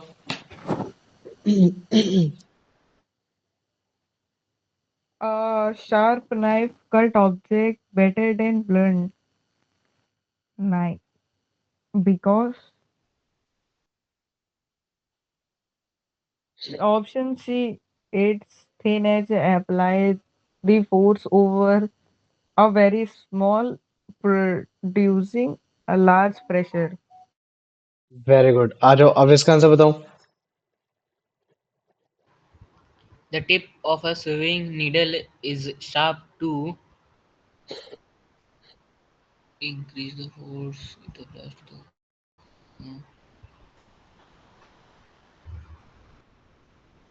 भैया ऑप्शन है, नहीं option C, produce hmm. A large pressure sufficient to pierce the cloth. क्योंकि force तो भाई उसमें है ना, वो चीज है, फोर्स तो तुम अपने हाथों से लगा रहे हो, ये है। आ जाओ अब इसका आंसर बताओ। The principle behind why nail has a pointed tip is option D, to concentrate the force of hammer over a small area, creating a large. Very good, आ जाओ अब इसका आंसर बता दो बेटा। When a man stands on a cushion, a large depression is created because the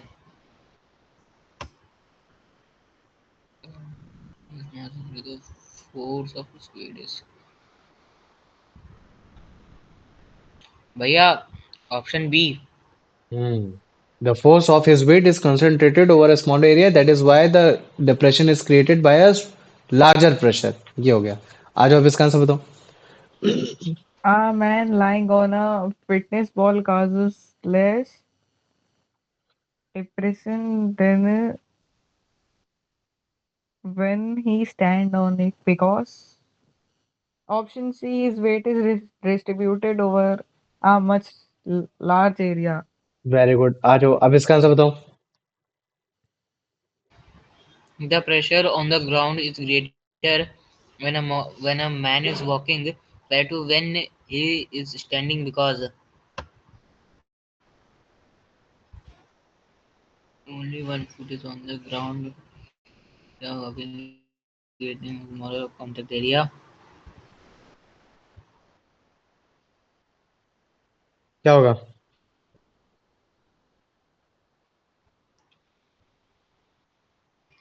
भैया option D.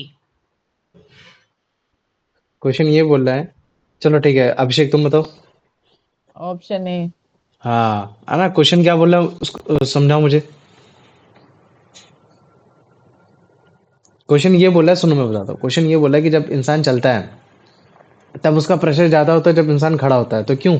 क्योंकि जो 1 फुट पे कम एरिया आ रहा होता है, जब कम एरिया होता है तो ज्यादा प्रेशर आता है ना।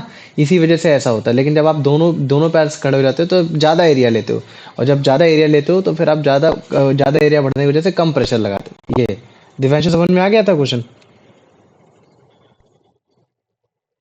हाँ भैया। ठीक है, अगला तू ही बता फिर।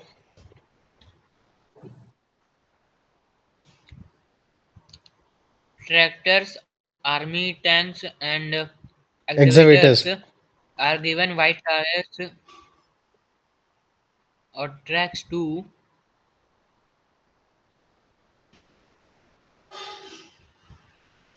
increase the pressure on the ground. अच्छा, मतलब ट्रैक्टर के टायर्स आर्मी के टैंक्स के नहीं नहीं टायर नहीं, को बड़ा इस वजह से करते हैं कि ताकि और ज्यादा प्रेशर decrease लगे। भैया decrease the pressure on the ground to prevent sinking. ये सिंकिंग नहीं लिखा रहता तो फिर थोड़ा सा टफ हो जाता तुम लोग के, लेकिन इतना भी टफ नहीं होता यार। आ जाओ इसका आंसर बताओ अभिषेक। The purpose of using wide snowshoes or wooden sleeper and railway track is to increase the pressure on the ground, distribute weight over a large area, make the ground firm, increase the speed. Option B. Option be very good, है ना। Wait को distribute करना, मतलब कि वही force को distribute करना है लार्ज एरिया में। लार्ज एरिया में डिस्ट्रीब्यूट कर देंगे तो प्रेशर कम पड़ेगा। इसी वजह से जो आप वुडन शूज पहनते हो वो बड़े पहनते हो, है ना। ये सारे स्लीपर्स हो गए, या फिर रेलवे ट्रैक्स में जो वुडन स्लीपर लगाते हो वो भी इन्हीं काम में ही होता है। आ जाओ उसका आंसर बताओ।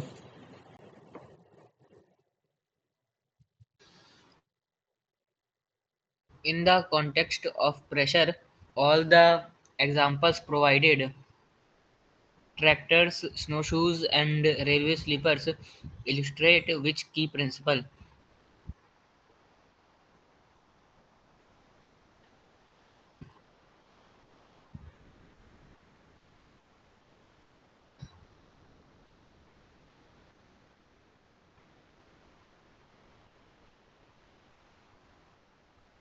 भैया option C.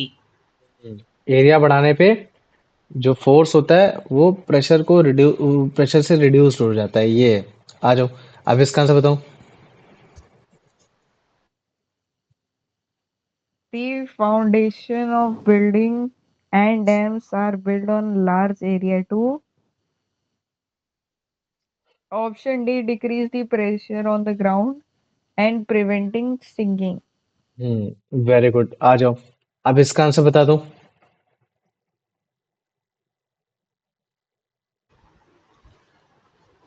To increase the effect of force in tools like knives and nails, the area of contact is decreased. Very good, है ना। एरिया को डिक्रीज करते हैं ताकि फोर्स ज्यादा, मतलब कि प्रेशर ज्यादा बने, और प्रेशर बढ़ने से फिर वो और ज्यादा प्रेशर जनरेट करेगा तो पीएस कर पाएगा। तो इस तरीके से हम लोग नाइफ्स और नील्स जैसी चीजों में इस्तेमाल कर देते हैं। गुड, अब इसका आंसर बताओ।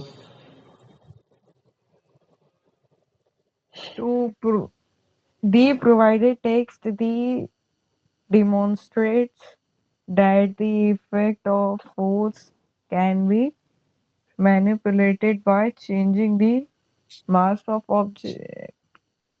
Option C, area over which the force is applied. Very good. अच्छा, अभी तक मैंने जितना भी तुमको प्रेशर के बारे में बताया, है ना, जितना भी मैंने अभी तक तुमको प्रेशर के बारे में बताया, उसमें मैंने बेसिकली क्या बताने की कोशिश की कि हाँ, ये मतलब कि जो भी लग रहा है प्रेशर, या तो तुम्हारा सॉलिड में लग रहा है या तो सेमी सॉलिड में लग रहा है ना, किसी भी सेंस में लिक्विड में नहीं लग रहा है। अब कल से हम लोग क्या पढ़ेंगे कि यार अगर मान लो कि भैया ये बकेट है, वाटर है, वाटर में अगर मान लो कि मैं वही, अगर मान लो कि अगर कोई खड़ा हो जाता हूँ, है ना, वाटर में खड़ा हो जाता हूँ, या फिर मान लो कि अगर मैं कोई एक ब्लॉक ही डाल देता हूँ, तो क्या वो भी उतना ही प्रेशर जनरेट कर रही होगी कि जितना प्रेशर वो एक ग्राउंड में जनरेट कर रही होगी। तो एक डिफरेंस जानने को मिलेगा कि नहीं यार, इसमें एक बॉयंट फोर्स जैसा एक एग्जांपल आता है, बॉयंट फोर्स जैसा एक मतलब कंसेप्ट आता है, उसके बारे में पढ़ने की कोशिश करेंगे। लेकिन पहले आज मुझे ये बताओ, प्रेशर के बारे में समझ में आ गया कि नहीं आ गया? कभी डाउट तो नहीं होगा इसमें? नहीं। नहीं, ठीक, वेरी गुड। तो नहीं सबसे भैया, हाँ चलो ठीक है। नहीं भैया, आ पहले गया। कुछ क्वेश्चन लिखता हूँ। जैसे पहला क्वेश्चन रहेगा, what do you mean by what do you mean by pressure, नहीं, what do you mean by force and thrust. ठीक है, ये कि पहले फोर्स और थ्रस्ट को मेरे को समझाओ, जिसमें तुम ये बताओगे कि यार फोर्स और थ्रस्ट दोनों ही इक्वल होते हैं, है ना। बस बात ये होती है कि जो थ्रस्ट होता है वो आपका परपेंडिकुलर पड़ता है, जिसकी वजह से एक तरीके से इसको हम लोग मतलब एक कंप्लीट फोर्स बोल देते हैं, क्या ना। ये हो गया कि एक तरीके का कंप्लीट फोर्स होता है, टोटल फोर्स होता है। हाँ, व्हाट इज ये, तो ये आराम से तुम्हारा 2 मार्क्स का हो जाएगा, है ना। What do you mean by force and thrust, ये। अब फिर उसके बाद क्वेश्चन नंबर 2 होगा, why pressure reduces with increasing area। ठीक है, गिव 3 एग्जांपल्स। ठीक है, एग्जांपल बताने, 3 एग्जांपल ऐसे बताने, एंड एक्सप्लेन, उनको एक्सप्लेन करके। ठीक है, जिसमें आपने प्रेशर को रिड्यूस किया, एरिया को इंक्रीज करके। ठीक है, ये आराम से तुम्हारा 3 मार्क्स का हो गया। ठीक है, question number 3, why pressure increases with decreasing area, give 3 example and explain, है ना। ये आराम से हो गया। ये भी तुम्हारा कितने मार्क्स का? 3 मार्क्स का हो गया। ठीक है, तो ये सिंपल सिंपल क्वेश्चन थे, ठीक है। अब क्वेश्चन नंबर 4 न्यूमेरिकल से आ जाएंगे, ठीक है। मे मे का न्यूमेरिकल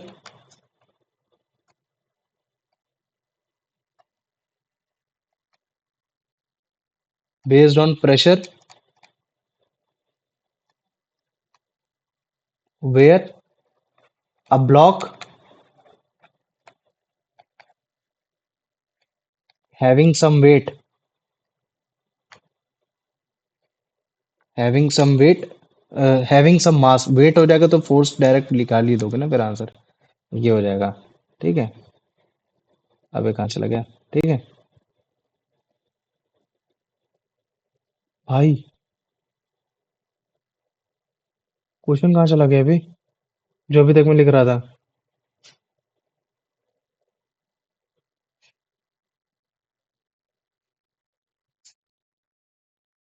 क्वेश्चन कहाँ चले गए यार।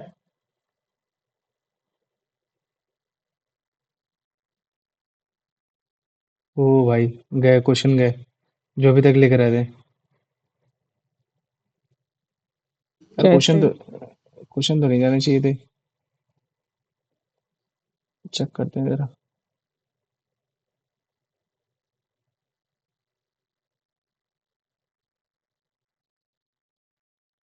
ओ भाई गए क्वेश्चन गए कहीं लिख रहे थे पता नहीं कहाँ चले गए।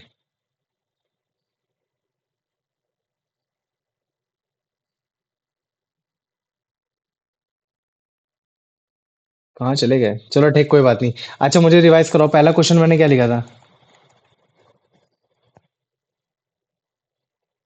बताओ पहला क्वेश्चन क्या लिखा था मैंने।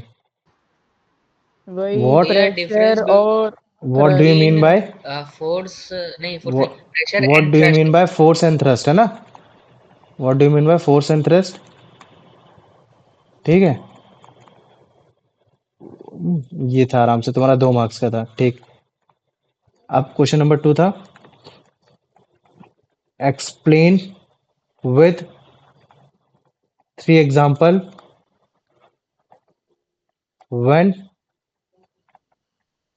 Pressure reduces with increasing area। चलो भगवान ने भी मतलब क्या कहते हैं कि एकदम सही। अब वर्डिंग थोड़ी ज्यादा अच्छी है ना पहले के मुकाबले। Explain with hmm 3 example when, ये मैं तब लिखता हूँ इस तरह से जब मतलब टाइम नहीं होता। When pressure increases with with decreases area. ये आराम से तुम्हारा 3 मार्क्स का हो गया। क्वेश्चन नंबर 4 ये था make an numerical make a numerical based on pressure by a block when its mass and dimension is given in centimetre square. ये आराम से हो गया तुम्हारा 3 मार्क्स का हो गया, ठीक है। कोई भी एक बना देना, ये हो गया। फिर question number 5 derive SI unit of pressure. बस केवल इतना भी कर लोगे मेरे लिए तो भी मेरे लिए बहुत है। तो अभी मुझे बताओ इतना समझ में आ गया कि नहीं आ गया जो मैंने कंसेप्ट पढ़ाने की कोशिश की। आ गया। पहले वाले क्वेश्चन में तुम बताना कि हाँ फोर्स भैया। और थ्रस्ट क्या होता है। फोर्स और थ्रस्ट सर एकदम बराबर ही होते हैं, लेकिन अगर मान लीजिए कि कंप्लीट फोर्स अगर लग रहा है तो वो आपका थ्रस्ट कहलाएगा। और ये तभी लगता है जब आपका फोर्स परपेंडिकुलर होता है ऑब्जेक्ट के, है ना। और जिसको इसी वजह से हम उसको थ्रस्ट भी बोलते हैं। तभी अगर आप प्रेशर का फॉर्मूला लिखते हैं pressure equal to force upon area, तो आप उस जगह थ्रस्ट अपॉन एरिया भी लिख सकते हैं, तो भी कोई दिक्कत नहीं है। फिर आपको वो 3 एग्जाम्पल बताने हैं जिसमें आपने एरिया को रिड्यूस किया जिसकी वजह से आपका प्रेशर बढ़ा, ठीक। ये हो गया। क्वेश्चन नंबर तीसरा ये है कि जब आपको 3 एग्जांपल तब देने जब आपने एरिया को डिक्रीज किया और प्रेशर आपका बढ़ा, ठीक है। ये पहले वाले में एरिया बढ़ा तो प्रेशर डिक्रीज हुआ। फिर क्वेश्चन नंबर 4 वो है कि जिसमें आपको ऐसा न्यूमेरिकल बताना है कि आपने मतलब एक ब्लॉक का मास दे रखा, ना कि वेट। वेट अगर दे देता तो तुम लोग मतलब क्या कहते हैं कि डायरेक्टली फोर्स के इक्वल रख देते। तो अभी मास दिया तो पहले वेट निकालोगे, मतलब फोर्स के इक्वल करोगे। फिर उसके बाद जो उसकी डायमेंशन है वो भी सेंटीमीटर स्क्वायर में दे रखी है, तो उसके बेसिस पे तुमको मतलब क्या कहते हैं प्रेशर निकालना है। तो तुम प्रेशर निकाल लोगे कि हाँ मान लीजिए कि एक लाइन पोजीशन में तो इतना प्रेशर आएगा, और अगर आपका स्टैंडिंग पोजीशन तो ऐसा प्रेशर आएगा। फिर उसके बाद क्वेश्चन नंबर 5 जिसमें आपको एसआई यूनिट निकालनी है प्रेशर की, तो आप बता दोगे न्यूटन पर मीटर स्क्वायर, या फिर आप सीधी बात है कि आप क्या बोल दोगे कि पास्कल के भी इक्वल हो जाता है। और क्वेश्चन ऐसे भी पूछता है कि व्हाट इज 1 पास्कल, है ना। क्वेश्चन ऐसे पूछ लेता है, क्वेश्चन नंबर ऐसे आ जाएगा व्हाट इज 1 पास्कल। तब तुम ऐसे डिफाइन करते हो कि 1 pascal is the amount of pressure applied on a 1 meter square of a block with a 1 Newton force. समझ में आ गया। तो इस तरीके से तुम डेफिनेशन देते हो उसको, है ना, कि आपने 1 मीटर स्क्वायर के एरिया में जब आपने 1 न्यूटन का फोर्स लगाया, तब जो आपका जो प्रेशर आया वो आपका 1 पास्कल आया। तो मुझे बताओ इतना समझ में आ गया कि नहीं आ गया? हाँ भैया। आ गया। और ये बहुत सर खाएगा, पता है, इस तरीके से वाले क्वेश्चन जो भी